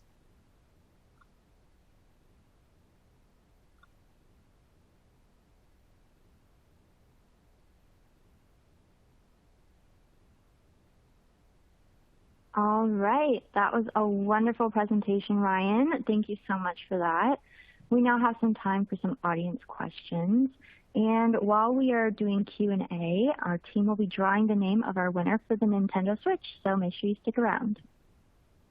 All right, Ryan. So our first question is asking, what are deciding factors that an organization should use to decide if they should SSO or MFA? If they should use or implement SSO and MFA for their organization. Yeah, I think it's just deciding, if the identity first approach to security or implementing an identity and access management solution into your organization is kind of the first step there, because really, like, multi-factor authentication and single sign-on are core tenets of your overall identity and access management solution. So those are really the fundamentals, the building blocks that the rest of your solution will be built on. There's a lot of market steam, if you will, or momentum towards multi-factor authentication in helping organizations build out their Zero Trust architectures. the federal government mandated all agencies to implement multi-factor authentication and then advance towards the zero trust architecture. A lot of analysts like Gartner and Forrester are recommending the same. So there's a lot of momentum in the marketplace right now just to get organizations to start adopting multi-factor authentication. And as you saw from some of the survey results, that is already in place for a lot of organizations for their employees. But what they're looking to do is also extend that out to customers and business partners and supply chain and other partners. All right, wonderful. Another question here is they asked, organizations often believe that multi-factor authentication can create user friction.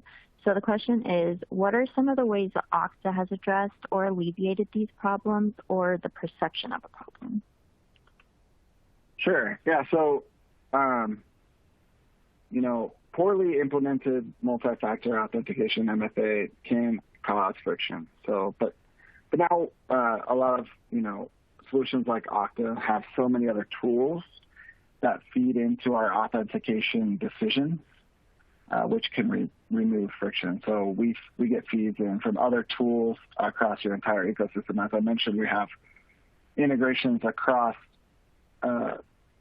most security vendors and tight partnerships with other best-in-breed vendors that we can intake those feeds and that data to help make context and risk-based access decisions where it makes sense. So if someone's highly at risk, or if they're accessing from a really risky device, really critical data, we're going to step up authentication versus someone that's kind of accessing low priority data, just general information. So we can remove friction when it doesn't need to be there, and then just really step up security and authentication for those critical resources and applications and things like that. Okay, awesome. Our next question says, when it comes to the identity-first security model, it seems like a lot of organizations will end up somewhere between stages 1 and 2. So what are the biggest hurdles that you would say people face when getting all the way to 2 and beyond? Yeah, good question. So I think as you look at this maturity model, this is, something we built based on how we see our customers kind of advance along their identity and access management and ultimately towards, implementing and adopting and advancing zero trust architecture. So while this is generally kind of a flow, we don't see the exact, 1 through 12 projects in that order for every single organization. So as you saw some of the results, that stage 3, that final stage on the far right, a lot of companies are planning to implement passwordless authentication in the next 12 to 18 months, where they might not be implementing some of the projects in stage 2 or even stage 1 on that model. So it's just a model to kind of guide folks. But in our survey, we also did find, some of the biggest hurdles to kind of even advancing from project to project really are around the lack of talent and skilled workers to be able to kind of come in, evaluate these tools and implement them. But also, a lot of organizations are working with very constrained resources and adapting to totally different working environments. So, just recommend looking at tools that can do a lot of that automation for you, that can integrate with other tools you're already working with to kind of get those operational gains and cost savings and things like that. All right, great. Another question here is asking, as businesses recover from the shutdowns of last year and return to flex days and a hybrid office model, what would you say is top of mind for security professionals now? Yeah, specifically for identity solutions like Okta, one of the things we saw from a lot of the changes over the last several months or year is organizations and employees, they really want to maintain the flexibility that they've gained over those several months to a year. Even when working fully remote or going back to the office into a hybrid environment or fully back to the office. So it means organizations need to provide employees with the tools they're used to working with or they like working with, the devices they like to work on and from. And so it's maintaining that flexibility, but still maintaining some of the security controls that I covered in this presentation, like automating provisioning and deprovisioning of your employees and contractors when they're onboarded or when they leave the organization, really getting access control across your entire environment, and that visibility across your entire environment is core to doing that. So that way, as folks' devices go down and they lose internet and they have to work from different places, they still can get access to the critical applications and resources and data that they need to do their job and be productive without the risk of a breach or clicking on the wrong link or being phished, that kind of thing. All right. We have a couple questions here asking if you're able to speak to how Okta compares to, say, Azure AD.